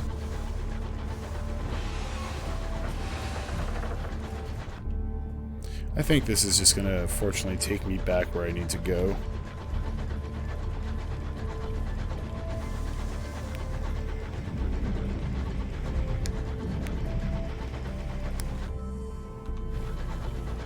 At least I fucking hope so.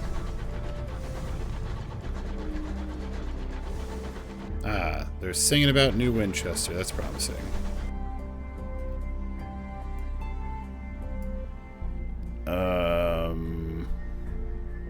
Do I go in like this?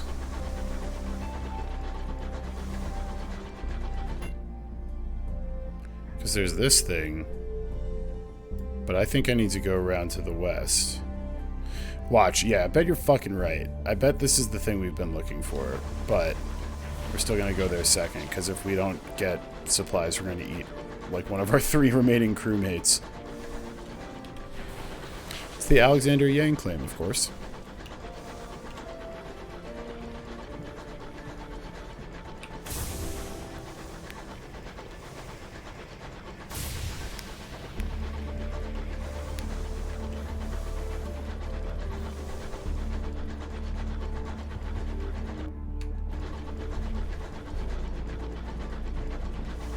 Cold fear, bleak prospects, hope is fading. Yeah, I know, I'm working on it.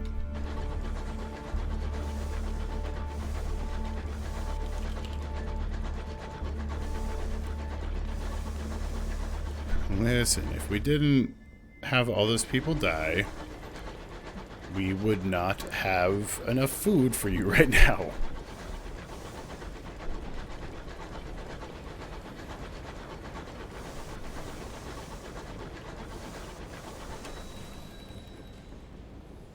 Wish I could pass through that. I wonder if I can just go under it. Here's some part reports. Give me money. Another 100.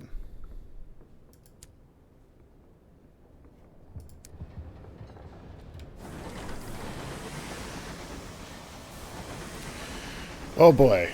I see, dude. It goes poorly. We have this much supplies.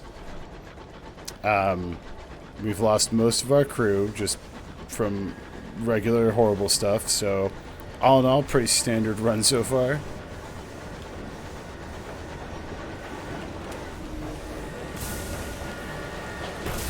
Excuse me.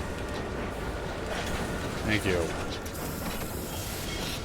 Yeah, from needless risks. This is true. Mr. Menagerie, purveyor of fine scouts.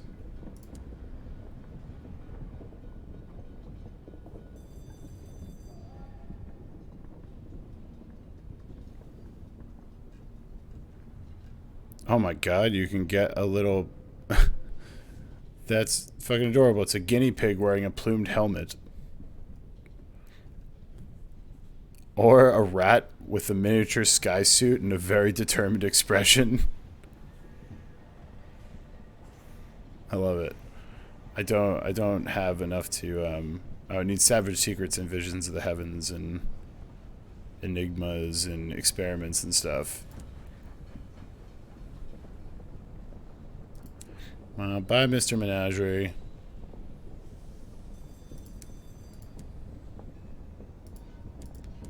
Hi. Give me food.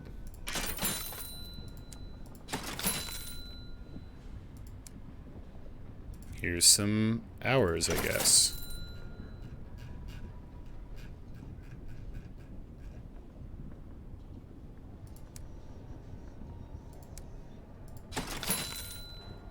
Where do I hire crew?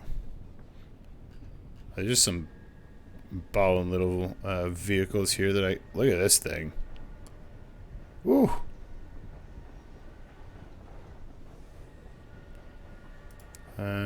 Perhaps we have to go recruit crew from the bar. Oh, there, hire on crew.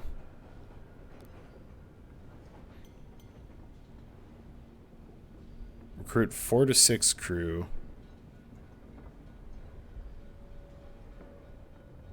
Or 2 to 3. We got 6 crew. Sick. Alright. We are back to full. We're going to search for the amenable host's identity while we're here. Found nothing conclusive. Great. I think this is just kind of the tutorial thing.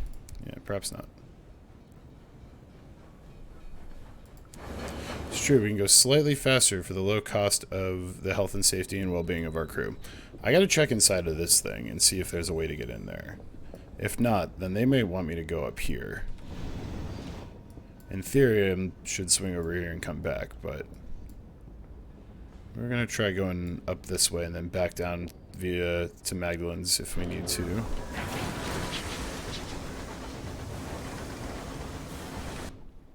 Yeah, we also gotta go to that thing and see what it is. I'm pretty certain it's the other port, because we can either help like the rebels or the established order.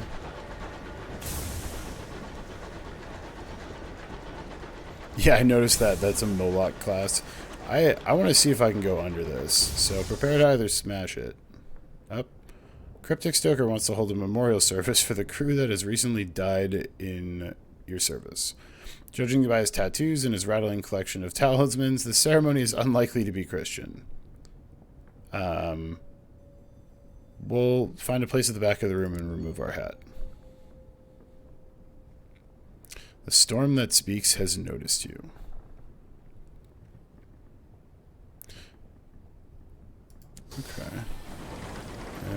Yeah, we can't go under it.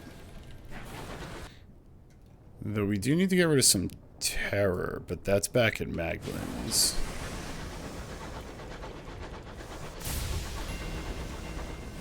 Yeah, this is the other place we can turn in like port reports and stuff, I'm pretty certain. Yeah. But fuck them. We're with the rebels, it seems. Alright. Northwest. Alrighty. An engineer cries out, her voice hoarse as a professional mourner. It's gone! She points through one of the stained glass windows. It's a star! It winked out! You look through the glass. Stars burn upon the firmament. The specific patch of sky she's pointing to is indeed empty, but you couldn't say if a star had been there before. We can dispense some brandy, or we can set a watch on the stars, or we can make a joke of it. And I guess booze it is. Yeah, it helped with our terror a bit.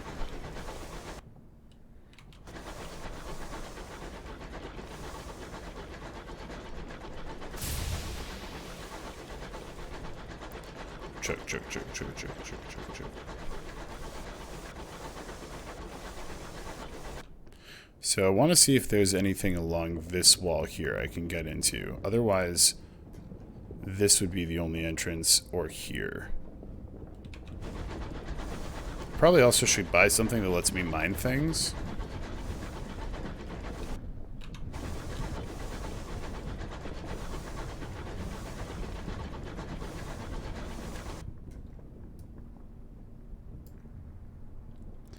I don't know if I can faintly see things, but I do think there's a way in. Go bat.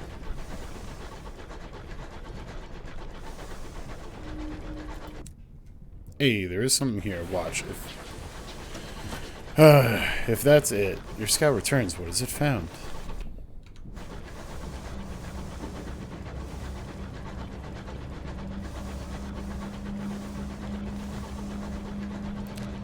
New Winchester built watchtowers here in a fruitless attempt to deter marauders. Incautious driver, is that... No, it's slightly different from the one I crashed into. That's something to crave.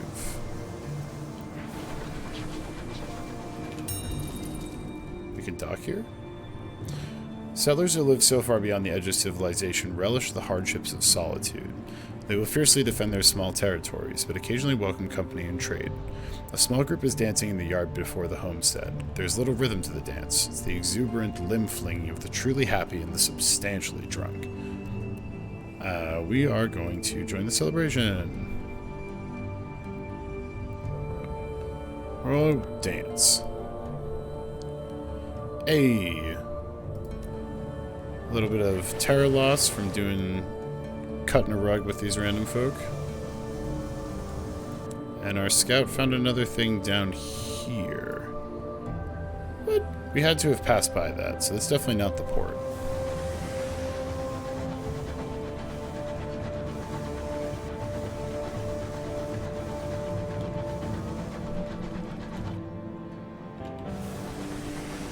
I think to the northwest we go. Havenwood.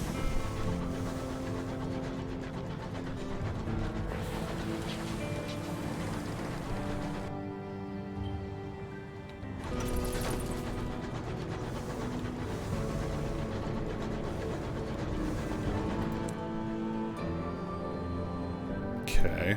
I mean, we'll probably go here and then cut up this way.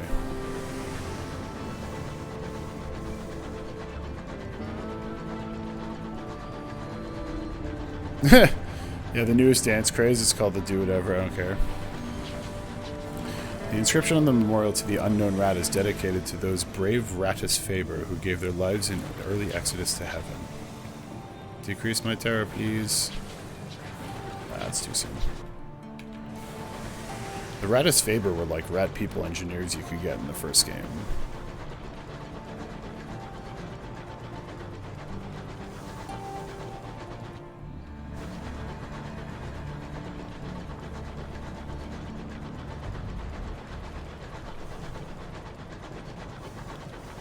I feel like oh, the McMaster.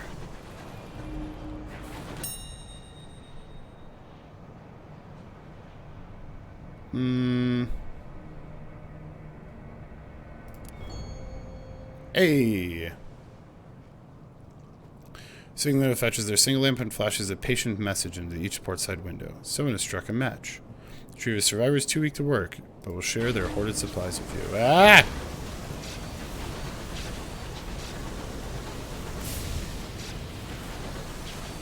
Excuse me, guy.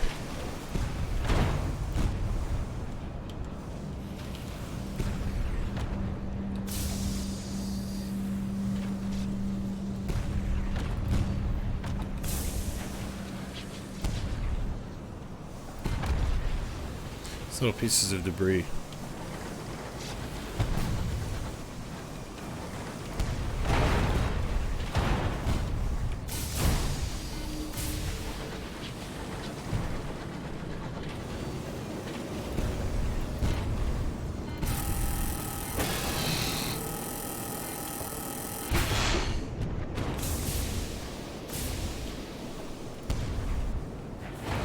One-on-one, it's not that bad. It's when there's like, you know, two of them, and I burn out all of my speed, or all of my heat.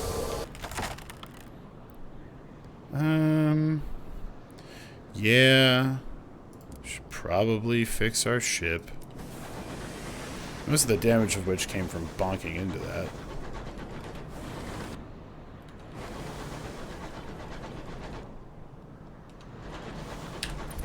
Alright, bat.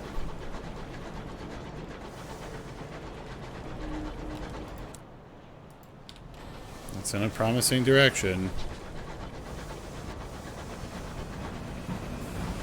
That is a glorious dreadnought, which I really don't want to fight just based off the name. Hi. Hello. Just little old me.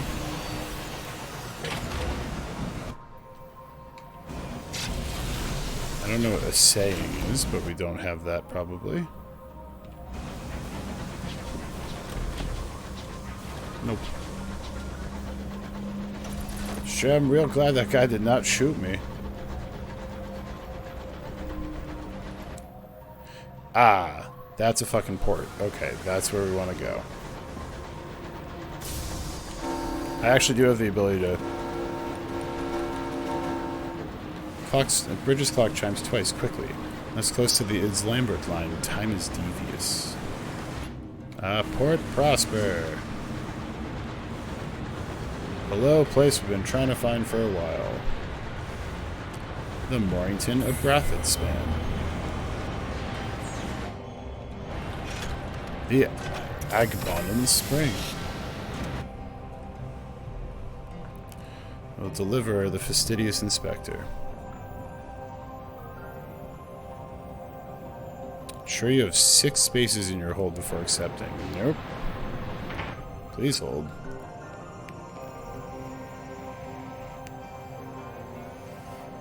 Recruit the Incognito Princess. Perched atop a mountain of luggage is a radiant young woman. She's an officer dressed in what an actor would wear in a fantastical performance. A tiara rests on her brow. A steady stream of commoners comes to pay homage, bowing and curtsying enthusiastically. Starlings circle in dense swarms above her, refugees from old London, and a common sight, although not in such numbers. She ignores everything and hands you papers so pristine they can only be forged. Dude, she would definitely make an interesting addition to the crew. Welcome aboard, Your Majesty. I'm a humble first officer looking for... what's the word? What do commoners do things for coins? Work! That's it. She beams at you, delighted, as innocent as a Gatling gun. As she steps aboard, a commoner calmly takes a spoon from his pocket and scoops out his eyes. After such radiance, all else is tawdry, he says between screams. It seems she has already forgotten about her signing on money. Ouch.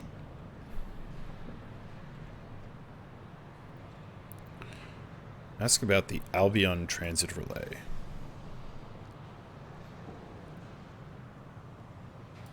Inquire about passage to Albion. The garrulous captain is delighted to have an excuse to talk. I'm happy to help, comrade, happy to help. They point down to the docks. There you are. Keep going past the port. You can't miss it.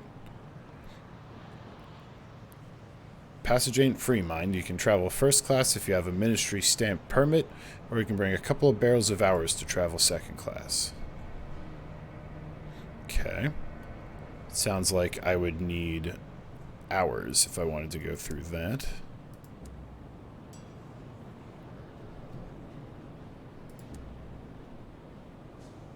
The unseasoned hours, of course.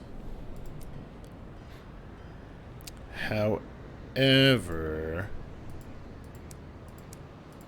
I'm going to need space in my cargo hold because she's about to give me 8 things. Or, I need 6 spaces. So I should probably...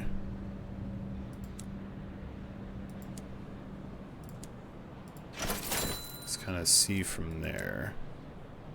Technically, she is... no, she's not taking up 1 space. Previously, like, passengers would literally take a space in your inventory. Deliver the fastidious inspector. Thank you, Captain. Here is the balance of our agreement, and as promised, a requisition order for fuel and supplies. She casts another glance at the incomplete clock tower. Given the apparent state of construction, I'd recommend you visit the work site. There may be an opportunity there. And thank you for the pleasant conversation, Captain. The sky can be a lonely place. You've enlivened it. I've included a small additional sum in your remuneration as a token of my gratitude. Hey! She liked chatting, so she gave me more money. They plan to call it the Albert Clock, in memory of the departed Prince Consort. Prince Albert. But there's a way to go yet. The roof isn't finished, and the clock neither ticks nor bongs. You can see the fastidious inspector up among the workings with a spanner and a can of oil, showing the workmen how it's done. What do they need? Perhaps you can secure it. Bronzewood. 1 consignment. They sell it at Trader's Wood and Polmar in plenties, I hear, and a gourd of chorister nectar, too. This bunch of work-shy ingrates need constant shouting at, and my voice is giving up the ghost. Some nectar should have me bellowing again like a champion. Carillin's your best bet there, or Titania, the flower town. We'll pay like. Very well, very well. I'm not sure if I should... that's the chairman. Look at that missing tooth. That's quite a thing going on with that character portrait. Promises an opportunity for profit.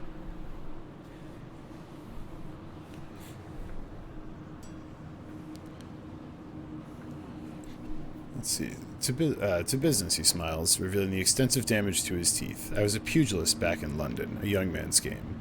He stands at the window watching the starlight bathe the sloping streets of Prosper. This place exists because of constant work, from the politicians who planned it, to the pioneers who built it, to the soldiers who even today defend it from the Tacites. We have need of more such work. Bring me nameplates from Tacity engines. We keep lists. You will be rewarded. Okay.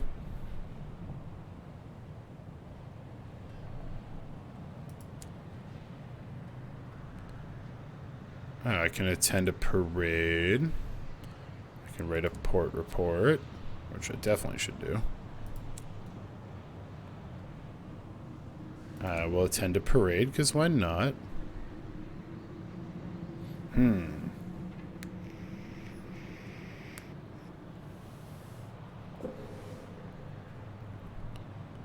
Gaudy banners fly over the painted rooftops of Port Prosper. The smog of the East End is hidden away by giant posters displaying dragons in various degrees of vivisection. The cramped streets are clogged with people. Wealthy West Enders promenade around the amusements, while impoverished East Enders work the stalls and huddle by the chestnut fires for warmth. A painted dragon pursued by knights is chased through the crowds to a chorus of, "Ho, the riding!" We are gonna mingle with the East Enders. We're tolerated by the East Enders. Yeah. Oya, wide-eyed jacket Eastender elbows his comrade somewhere under his jacket. Who's all this, then? A crowd gathers from out of the shadows. You're subjected to a number of looks that, if not quite filthy, are at least grubby. Eventually, the huddle disperses. The first Eastender extends a thin hand, lined and worn. It's a good sign you wanted to talk to us. You spend the afternoon watching vaudeville players satirize the Red Saint and his dragon in an out-of-the-way tent, followed by a hearty supper of roast chestnuts and an almost palatable ale down by the station. Do we know anything about the amenable host? We have found nothing definitive. It looks like no one...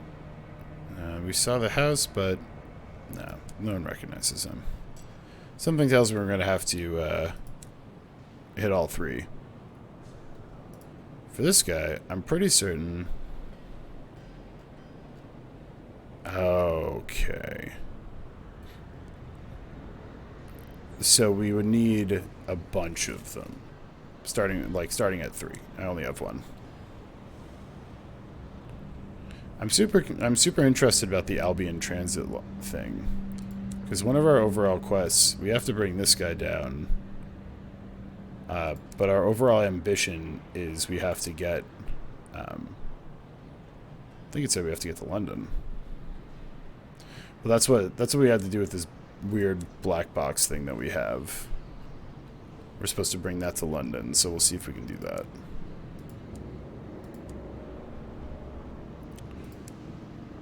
I'm assuming I am going to need one of these hours.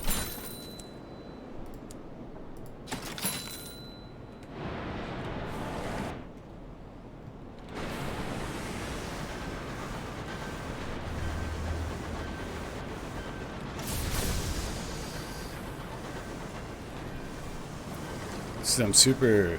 it might not even let me use it. I'm super curious. God, I gotta stop hitting the sides. It fucking hurts. We'll need 2 barrels.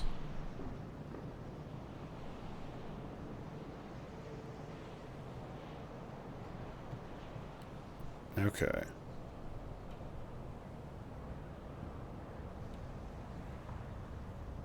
So we would need a second barrel if we want to give this a try.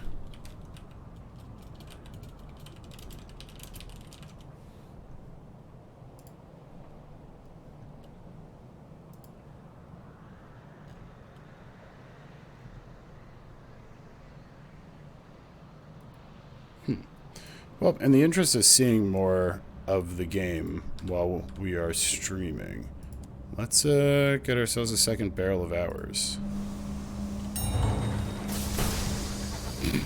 As I literally am just like, I should not hit things, and then my finger slips on the Q and I blast myself into the side.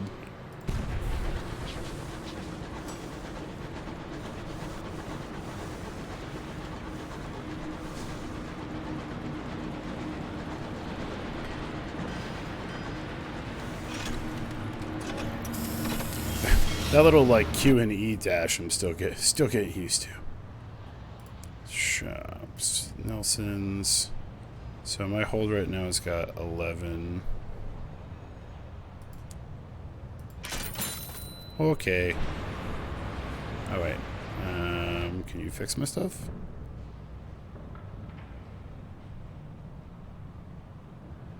No. It does look like we can, in theory, take missions from here to bring people around the Reach, which is the area we're in. I say screw it, though, and we find out what the other area that we're looking at looks like.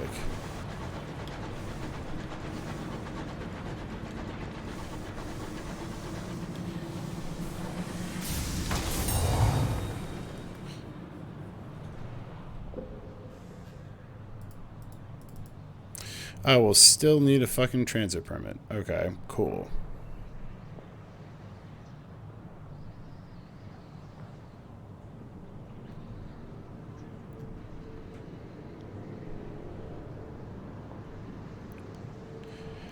Okay. Never mind. We would need to bribe this guy with 500 sovereigns. Alright, never mind.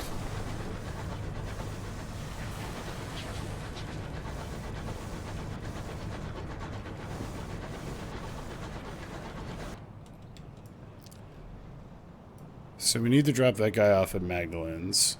And we can kind of do this and come back up.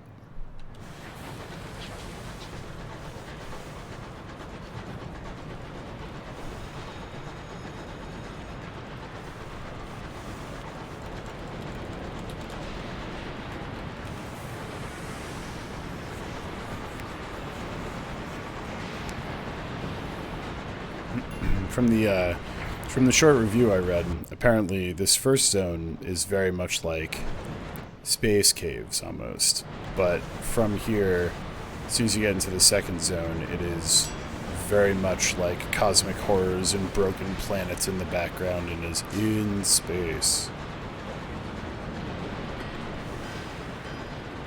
Hi, cruiser guy that could kill me.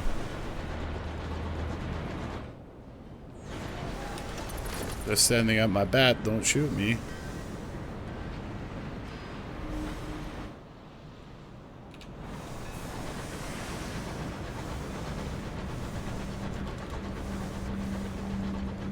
That looks great. A bed of eels wriggles in the sky. I do not have the butchery thing, so unfortunately I cannot harvest these sky eels. That's a damn shame, people.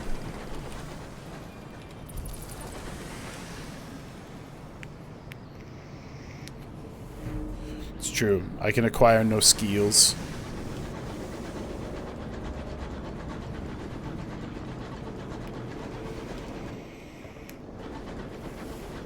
I have not the skills to pay the bills.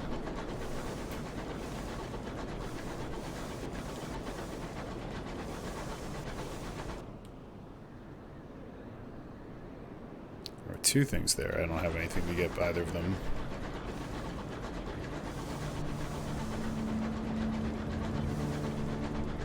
It's going to bring us kind of close to that crazy wind vortex again, I think.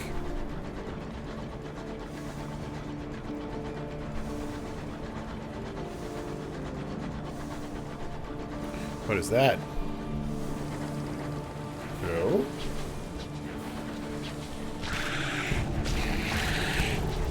Okay, I don't like it.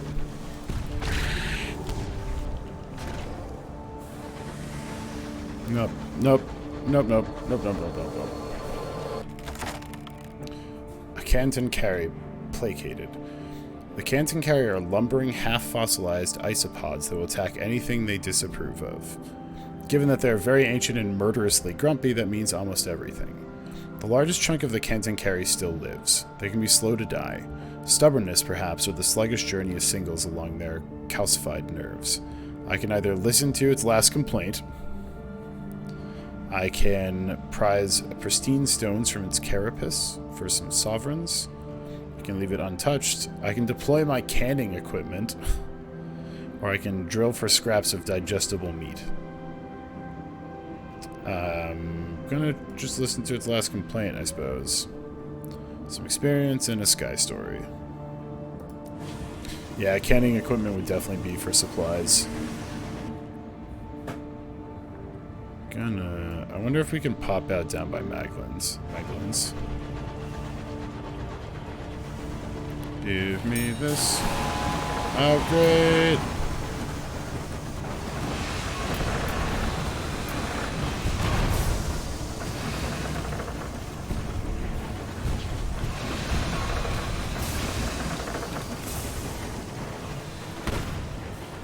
This guy came out of nowhere. Excuse me, sir.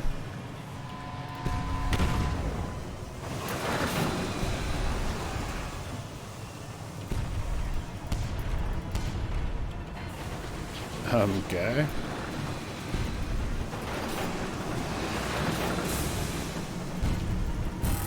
Looks like he's pretty close to dead.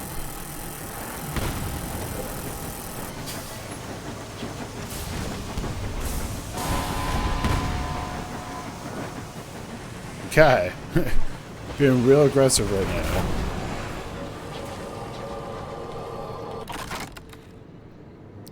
I can find a sky story or a tale of terror, or I can repair. I think we're going with repair. Yeah, the dude was going to zoom by with his little gun. Yeah, that was a solid one. No, fucker.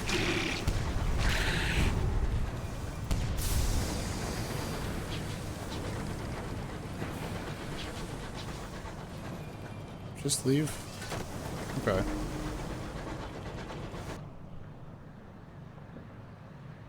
Something grave and something that glistens nearby. That'll be the glistens.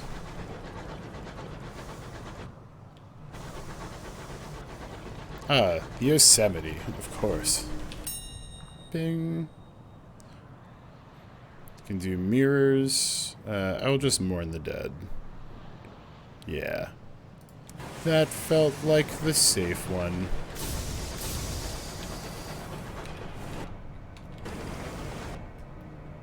I'm thinking that we can just go right through here. Oh, Alex, I knew the whole time. Just early on, my rule in roguelikes is try to go big, because if you fail, you're not too far in. But if you succeed, it can help you for a long time. But then we almost starved to death, like real quick.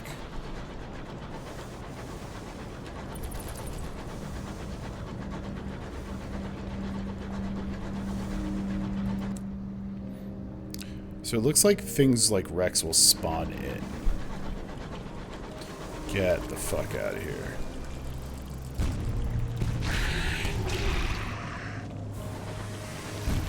Get the fuck out of here. Get the fuck out of here. Are you kidding me, guy?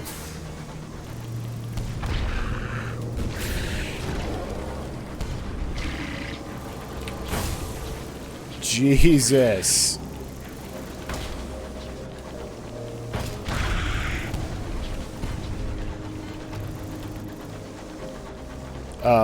We're leaving.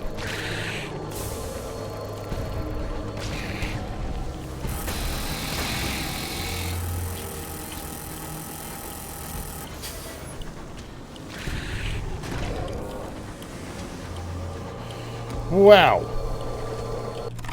That dude fucked me up.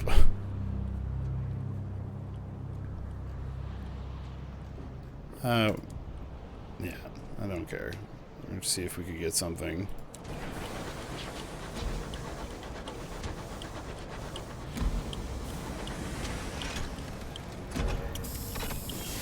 Yeah, get money to repair if we're back at Winchester.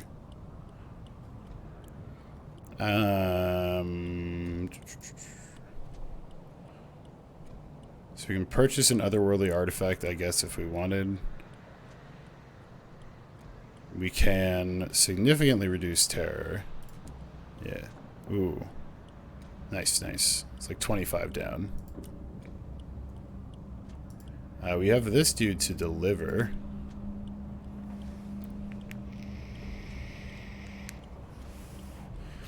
Visions of the heavens, terror's fallen, some experience. Let's write another port report.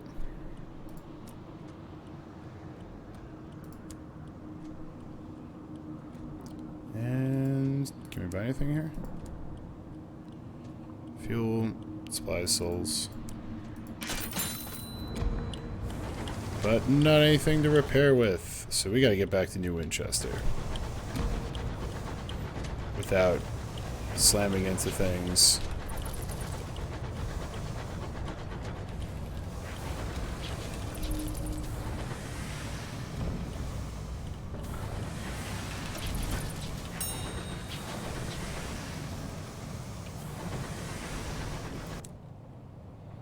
Looks like it was this on the way. Thank you, Marie.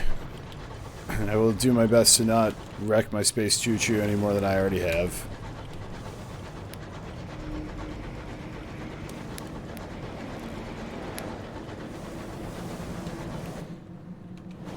Yeah, I don't want to be going into this shit. I do want to come back here, but there's also all this space we haven't looked at.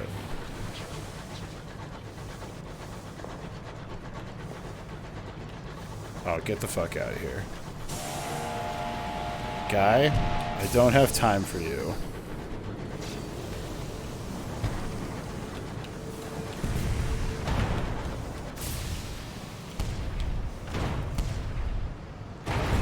No! Why are you still here?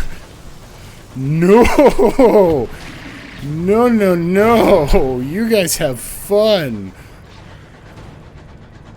No, no, no, no, no. No.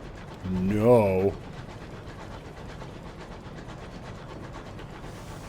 No, no, no, no, no.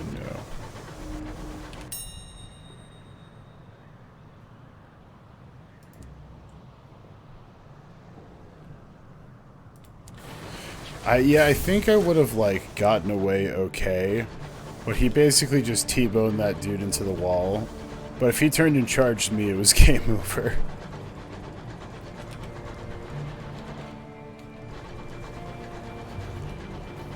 Oh boy. No, no, no, you... That fucking bull Canton carry or something? That thing came to fuck.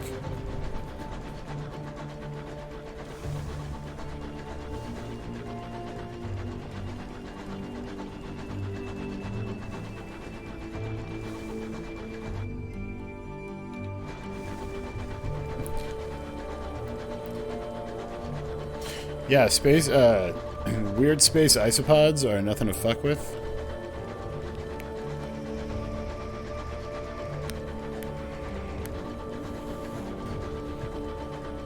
Oof.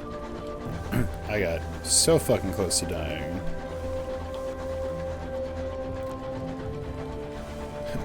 That'd be a fun clip if someone had the chance to do so. Otherwise I can go back and snag it. Oh, Port Winchester, my shitty grimy home, please fix me.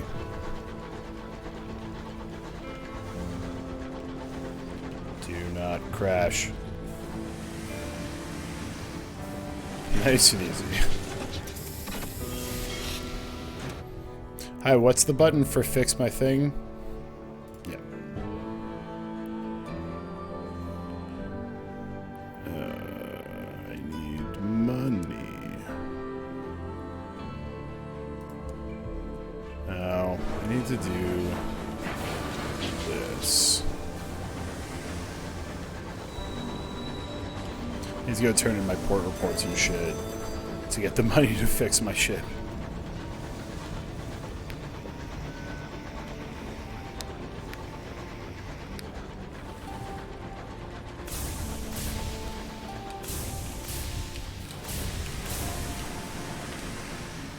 Truly, walls, the most terrifying of enemies.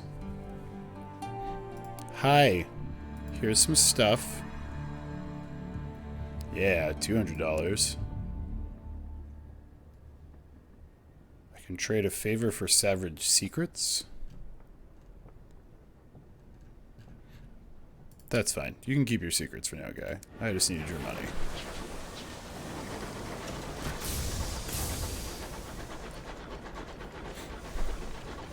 More like, ISO love, ISO death is what that guy was coming to deliver.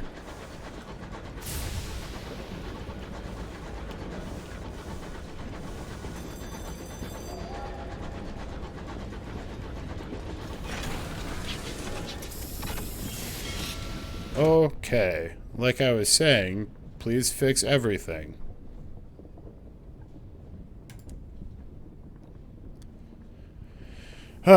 My critical damage quality is gone. I'll take it.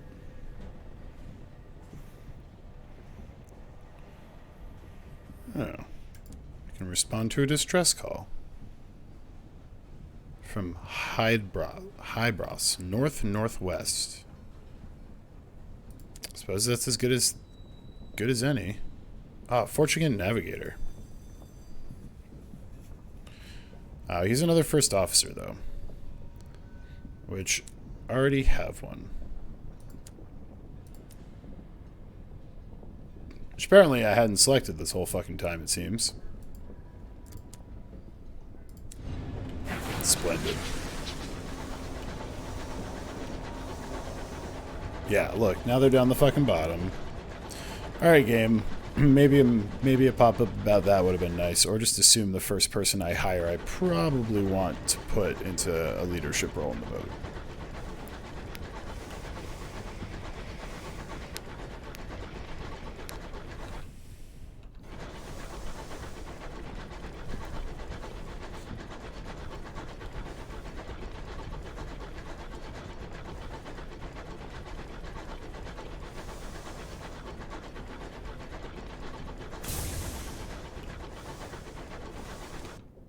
Yeah, north-northwest would probably mean this direction.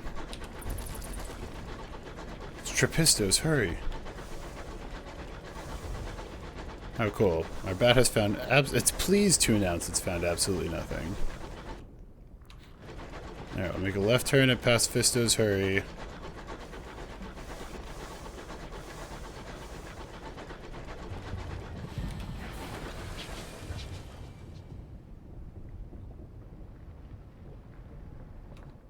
I'm not super in love with those ambient sounds.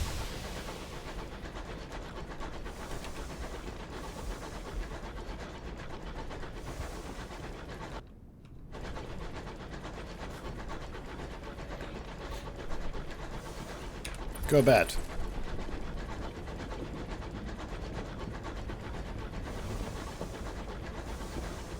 Complains about the cold. Found nothing. So this just is a circle. I probably have to go up this way.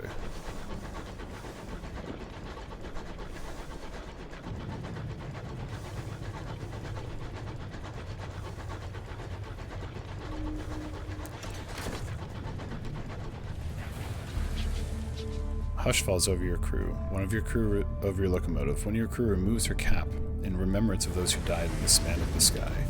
Oh, well, that's promising. I do kind of like just the joke.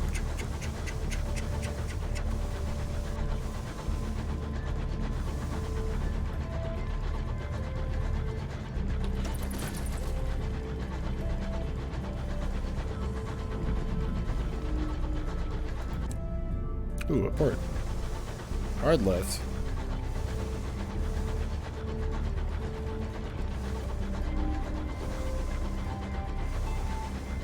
The princess glances at palmiers. I considered running away with them, but some refused to bathe. Hi, where am I?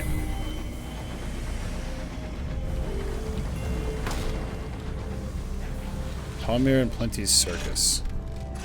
That makes more sense why she considered running away with them. Ooh. Here's Mr. Menagerie. We can recruit the amiable vagabond. The signaler. Ah, I only have one sky sorry. Signaler is something we don't have yet. The inconceivable circus. Let's write a port report. So we can pour tickets, it's $10. Can recruit crew. And we can try and sneak back.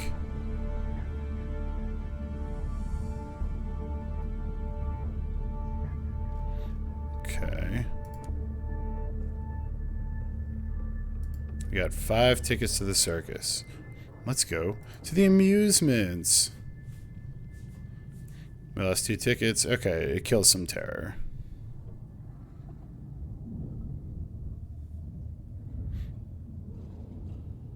The Amazing Invisible Flea Circus is immediately disappointing. How about the Big Top? Ooh, a sky story. Beautiful. They're coming to visit my face a bit. Well, perhaps not. Let's recruit this amiable vagabond here. And then back to the circus. Oh, how useful.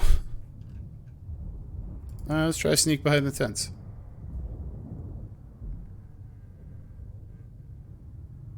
Ah, I have to be known better around here. I assume I have to come back, and then I'd be able to buy more tickets. Yeah, the Invisible Flea show is really great, we promise. Alright, cool.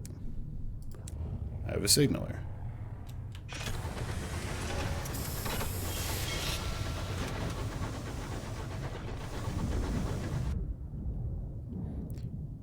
So north-northwest means probably this direction. Right? It was north-northwest. North-northwest, yeah. And this guy also wanted me to go to Lustrum, which is just a place I have not yet found. Night, Chewbacca, thanks for coming.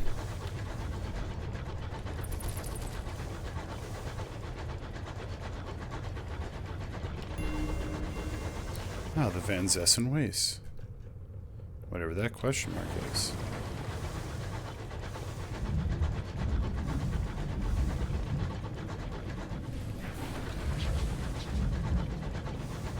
These ambient sounds are a thing.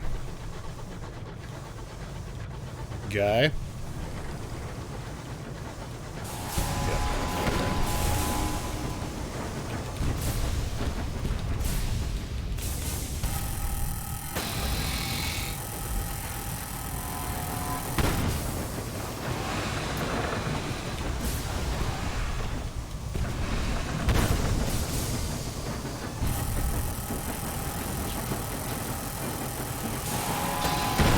Oh my god, are you kidding me?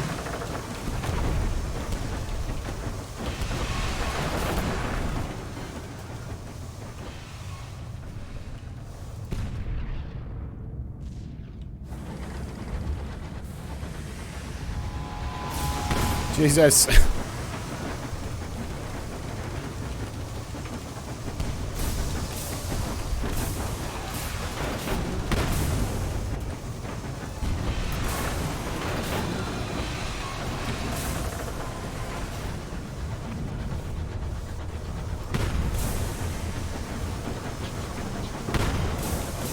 No, fuck you, get out of here.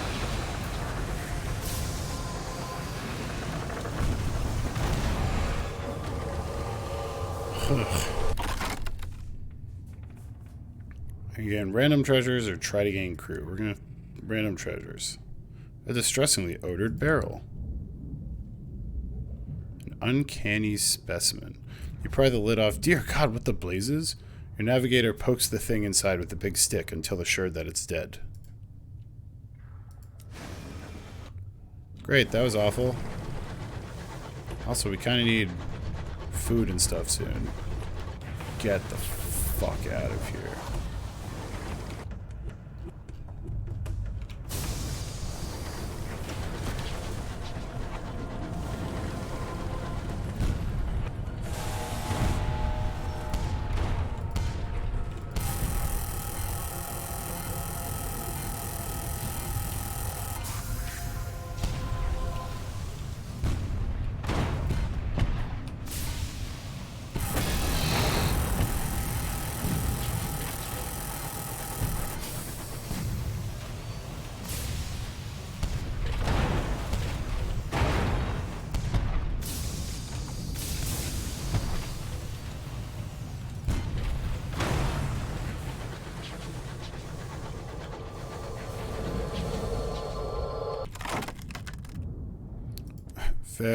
Fix it. Fix it, fix it, fix it.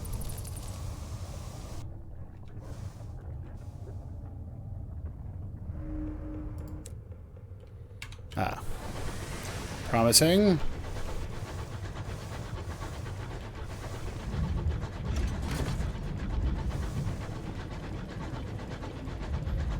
Ah, less promising. Don't like that. Well, might just be mushrooms everywhere. They don't necessarily have to be bad mushrooms.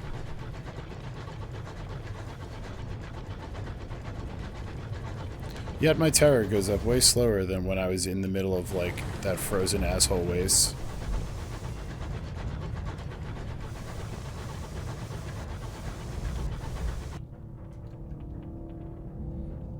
I might have to go down and around.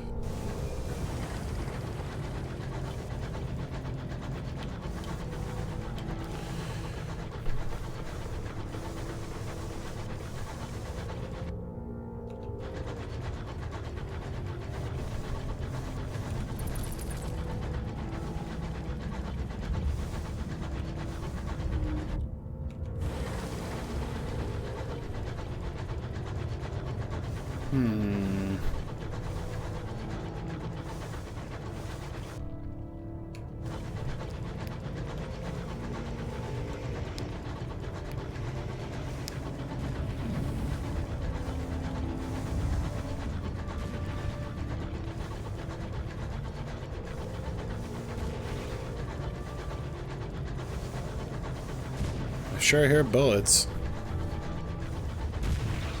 What god was that? Drifting skyrock, livid with fungal growth. I can harvest the lichen for fuel. I can study it. I can destroy it. Or I can scrape it for supplies, but also terror. I'm gonna try that one. We lost a supply and gained terror. I'd love to see it. What the fuck is this thing? What remains of the behemoth's carapace is scarred with sigils. Most are marred and broken, some still holding a sullen, resentful power. Your locomotive is stopped on a broad, flat section of the shell. The few sigils nearby are too cracked to risk much harm. If I had 2 supplies, I can dive deeper into the body of this giant behemoth corpse. I can use the creature's shell for repairs. It's not a very high chance. We're gonna leave. God, don't hit me. Look at that fucking thing, though. Jeez.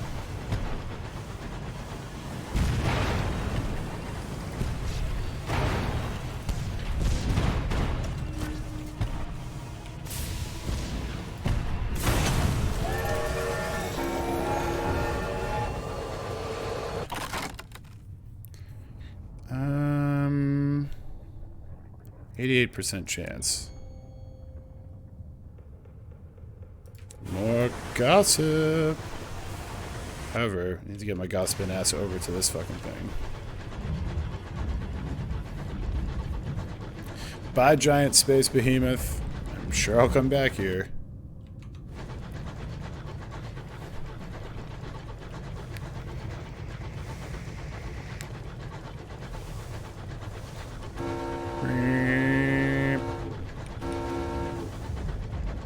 Oh, I did level.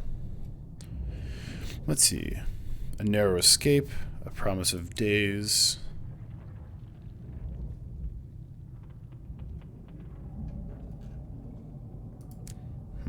What do I want to improve? I suppose I should focus on veils. There's the smoggy streets. Spent much of your youth in the hard end of London, where the gas lamps are scarce, the prospects bleak, and the people as flinty as the cobbles. How did you like it there? I could do with any of these improving. We have smoggy streets, and I hated it.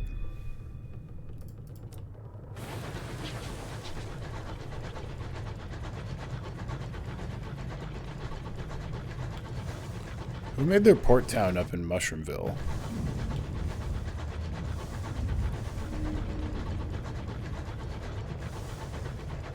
Last time I came here, I left with mushrooms sprouting in my beard, grumbles the vagabond.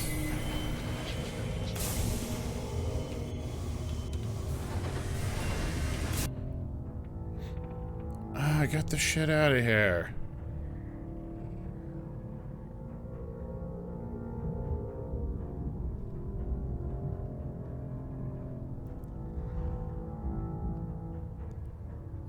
We shut it down, I guess. Gain some terror. It's 3 days. Oh my god, just let me land. That's true. Zim would be one with the mushrooms. Mysterious outbreak of nostalgia is spreading through your crew. Frequently, they stop work to stare away into misty remembrance. They gather during the evenings to meditate on times gone by and debate the ways in which the past was superior to the present. The air is full of sighs. We will just sit with the most afflicted and listen. Gain some more terror. We have another tale of terror. We also got a savage secret.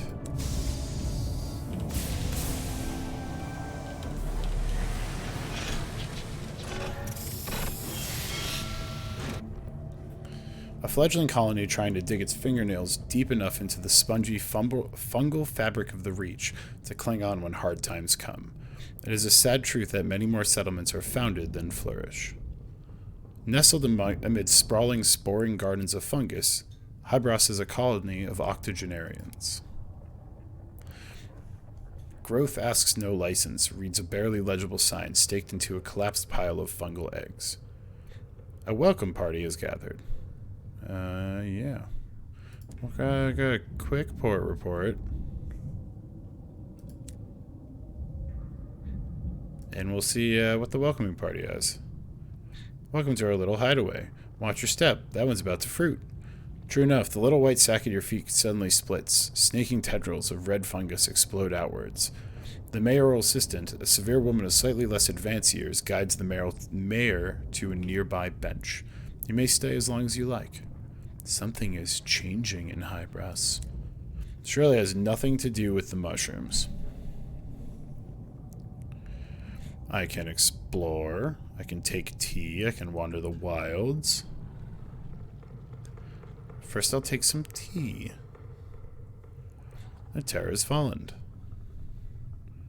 She peers in her finished cup. I'm sorry, I don't see a long future for you, my love. Make the most of what you have. Ma'am, you're probably pretty accurate. We'll explore the settlement. A game of bowls has been organized in the flattest bit of marsh. You're invited to participate by the mayoral assistant, who proves herself a mean backhand draw. When all is over and everyone is retired for fungal juices at the Brendan, the wizened mayor takes you to a side. This is what it's all about. A second youth. First in some cases. He grins conspiratorially.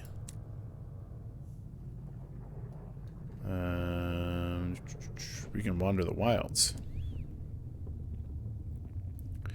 You enter the fungal forests of Hybras. Clouds of spores drift through the ropey tendrils of freestanding fungus. Giant ants pierced with spines of mushroom crawl to the tops of the trees to better spread their spores. Those are take over your brain mushrooms. This place is covered in take over your brain mushrooms. You wander amidst the webs and arches of mushrooms for some hours until you stumble across a shallow graveyard. Each headstone bears a number of 7 digits or more. Barely covered in the shadow earth are sets of manacles. Huh. I'm going to make a delicate inquiry to the wizened mayor. Is there a lower age limit on settling here? Oh no, we'd welcome youth, but we don't get many settlers coming out this way. We're happily secluded here. He smiles wistfully as, across the marsh, his mayoral assistant trounces an unfortunate at bowls. Our best years were spent by others, the wizened mayor glances at his allotment, which is overflowing with burgeoning mushrooms. We have plans to hopefully change that, though. Colonists are enjoying a second youth on Hybras. Let's search for a Lumiere. Mademoiselle Lumiere. Loud curses lead you towards an elderly woman fiddling with an antiquated camera. She sighs and shuts the frame. That'll do. She offers a trembling hand. Lumiere, once a renowned explorer and filmmaker. Now, as you see. A cough rattles through her. You from New Winchester? I'll leave with you. I can pay my way. I'm done here, and my lungs won't tolerate much more of this. I've a premiere to plan.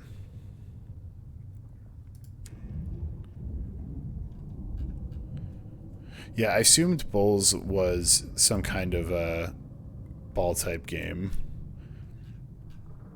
Perhaps not. But also... Ooh, you sell seeds. I need 2 of those to finish off that thingy. You don't sell any fuel, huh?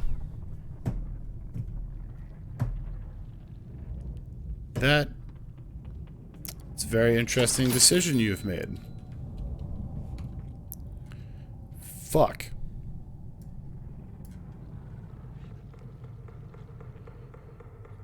Dude, I think I go around to the east, hope it's shorter, and cut back, and I think Polmir's had fuel. You fucking old folks don't even have any goddamn gas.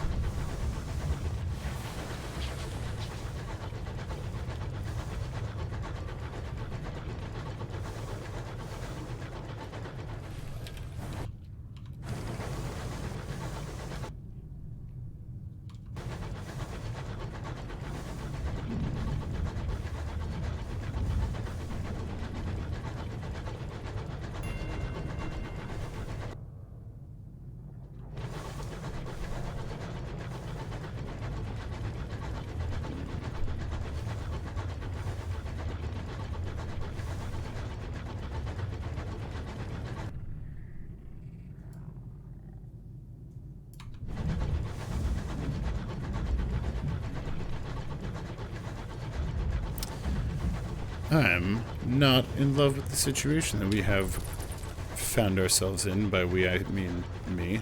None of you had any part in this. Yeah, I'm totally gonna go the fuck up there right now, game.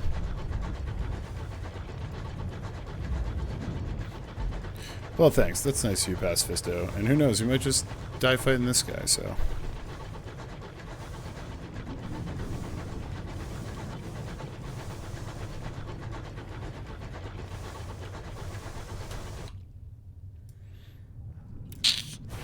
I love it. There's no quick way back.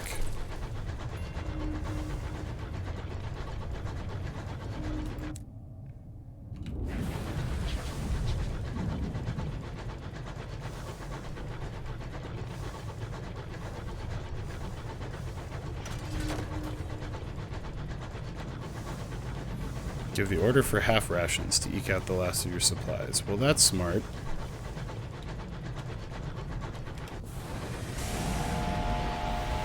Get out of here.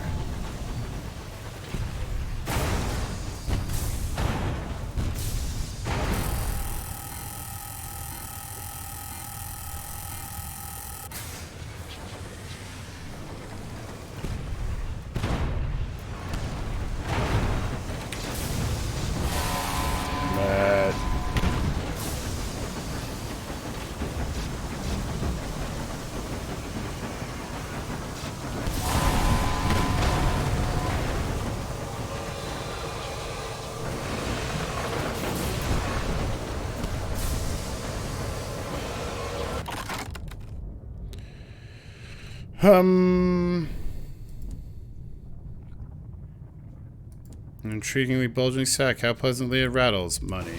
That's what I least needed right now.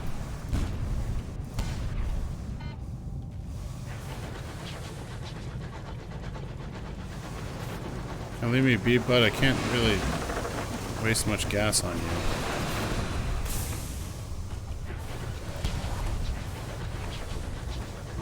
He's about to do a charge, I bet.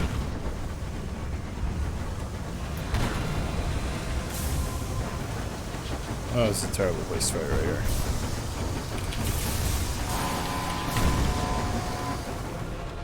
Ha!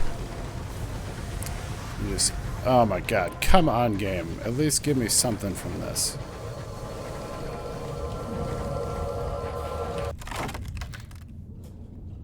Sky Storyteller. Well, I'm just gonna take the hull.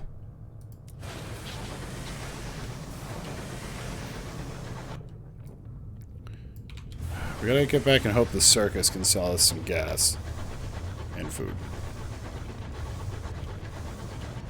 How we're gonna pay for it, I'm not certain yet.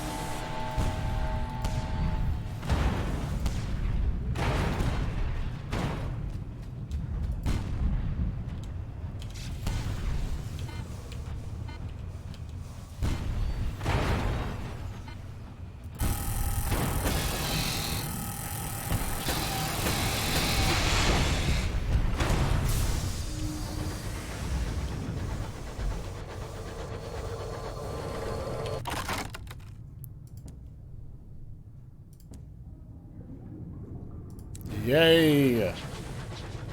That's what I'm talking about.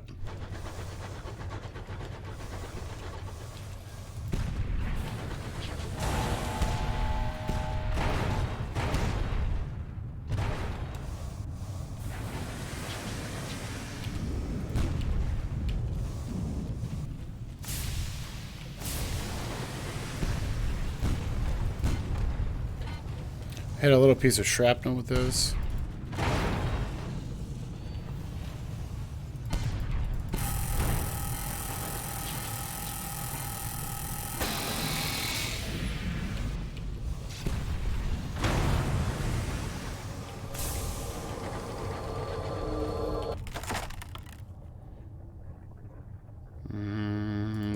Suppose I should take the unusual things when I can.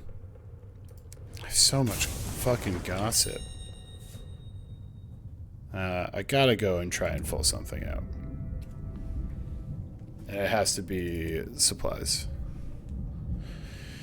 Yeah, well, we lost a crew member, but we found 2 boxes of food, so really, is it that bad?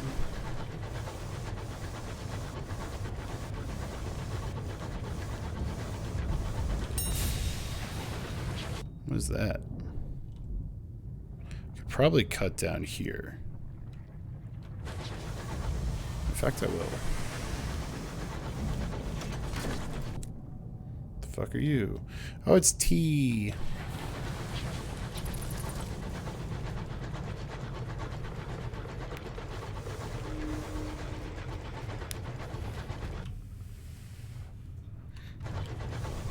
Like how my bat is very unhelpful.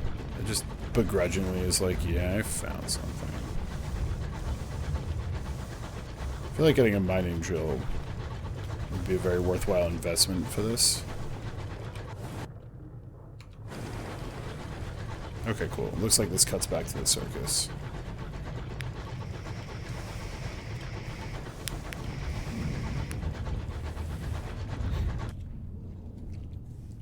The Thing in the Mist.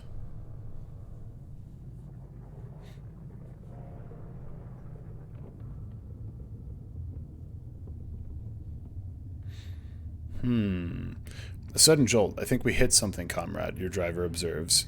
The mists are thick. You could turn back and search for it? We have a lot of fucking terror.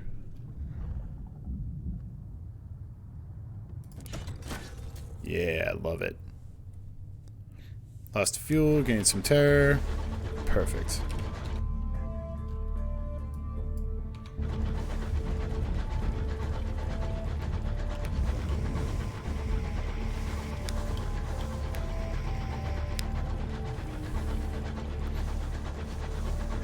Hello, circus? Can you sell me gas?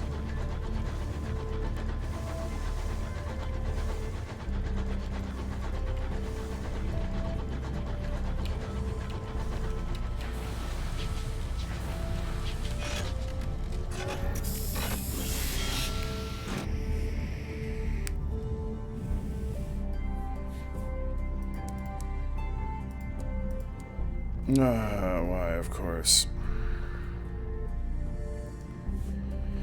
Okay, well, we're making ourselves a mad run back to Winchester. Yeah, no, we live in the circus now. It's just where we're from.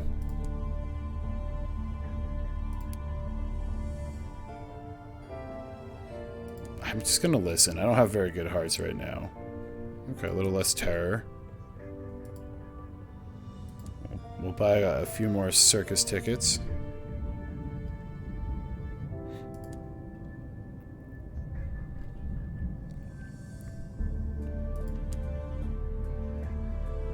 And visit some amusements to get rid of some terror. Circus staff know my name. We'll speak to the ringmaster in that case. Ringmaster looks relieved to see a familiar face. Oh, thank God. We've got a show to put on, and one of my biggest acts is throwing a tantrum. No. He pauses, toying with his exquisitely managed... I'm assuming that's this guy. This guy on the left. With his exquisitely managed mustache as he looks you up and down. Don't suppose you've ever considered stepping into the ring yourself. Boy. Okay, I can be a clown. I can be a lion tamer. I can be an acrobat. Or I can make my crew do it. I'm going to be a clown. The audience laughs at your pratfalls, some of them even deliberate. Afterwards, the ringmaster claps you on your shoulder. Excellent. Well, terrible. Never do that again. But please, come and see me behind the tents. I got 5 sky stories. Yeah, the clowns seem like the safest option. There's a humiliated magician, a bereaved acrobat, a pensive clown, a headstrong strong woman. We'll chat with the ringmaster first. Ringmaster is sat on a fat cushion, idly shuffling a worn pack of playing cards. He smiles wearily at you. I ask the cards about you. They say that you can help. He then places the cards back into the deck and bids you shuffle and draw for yourself. The cards are the same. He smiles the same weary smile. Looks like they haven't changed their minds. Oh, jeez.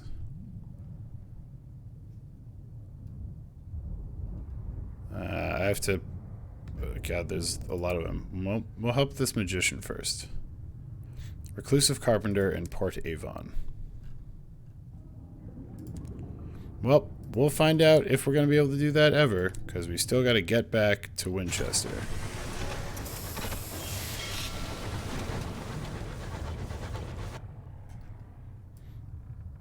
I'm guessing I can go through here.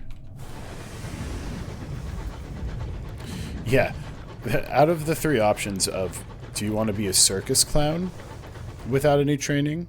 Do you want to be a lion tamer without any training? Or do you want to be an acrobat without any training? I'd be like, yo, where them big floppy shoes at?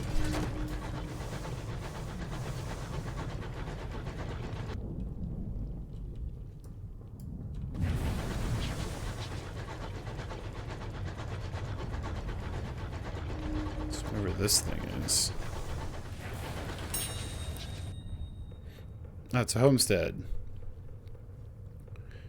I can trade them some munitions for some bronzewood. Okay. I mean, the bronzewood was worth much more. I had a doll's house this size, much prettier, of course, as the Incognito Princess. Yeah, we're gonna make it back just fine.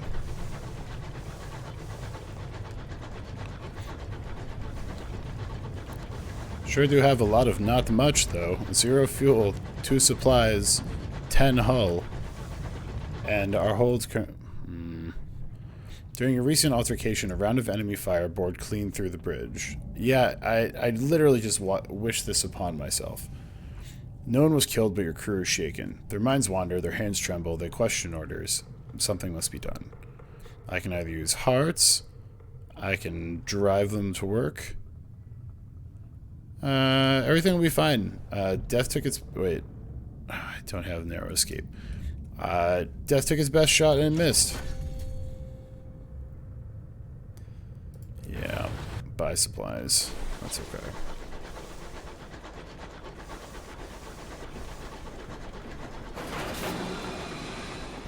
Go away, guy. I have no time for you. We will come limping. Oh, god damn it. It's because we have so much terror.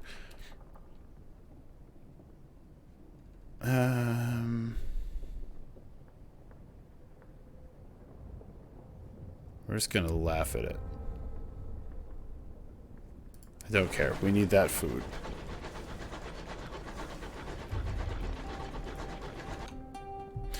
So you can actually go through this thing. It's a little like, this is little bridge guy. I thought it was a dead end before, but this is actually just like the quick channel.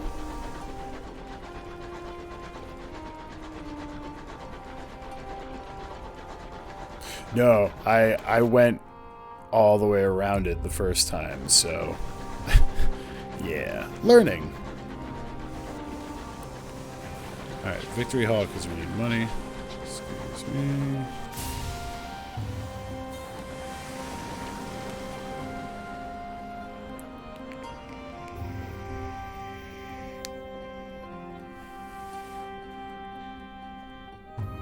Recent news, a down locomotive on Hybros.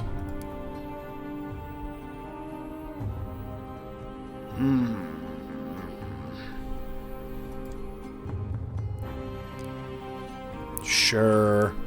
It's not like I just came from their guy. Here's some port reports. Thanks for the money.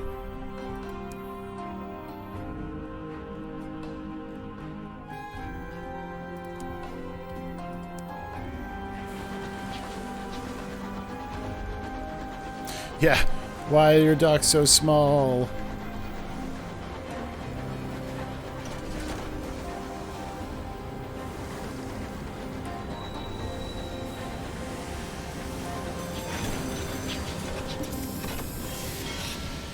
Well, we made it.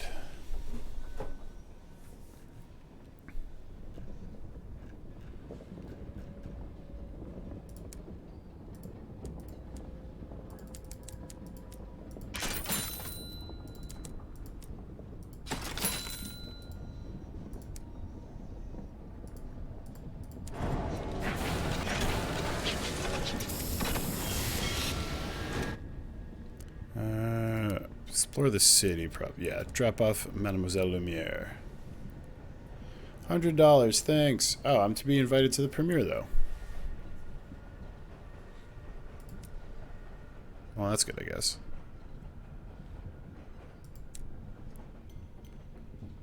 I've got tea, I've got these hours, I've got these seeds.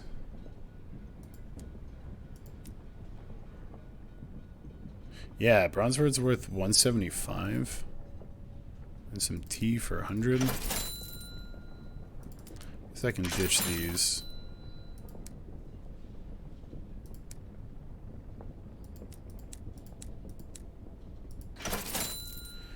Well, there's my food for the day, basically. I do, however, have like a decent amount of money.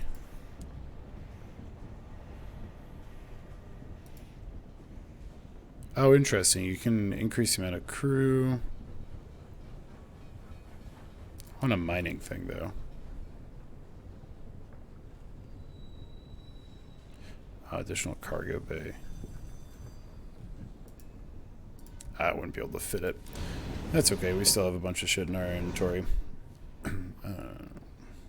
Yeah, I think I need space because it's like a piece of equipment that gets put in here and then equipped. But realistically, I would need to go take these seeds and ditch them over at Port Prosper. But I think this is probably a good stopping point for the evening. Because it seems to be there's the Reach, the Blue Kingdom, Eleutheria, and Albion. So there are literally 4 things this size. And if you tried to look up the map to be like, oh, which way should you go? You won't be able to, because it randomly orients this, other than New Winchester being in the center. And kind of like seeds these as closer and these as farther, I think. But yes, Sunless Seas was a great game. Sunless Skies looks like that, but kind of be harder.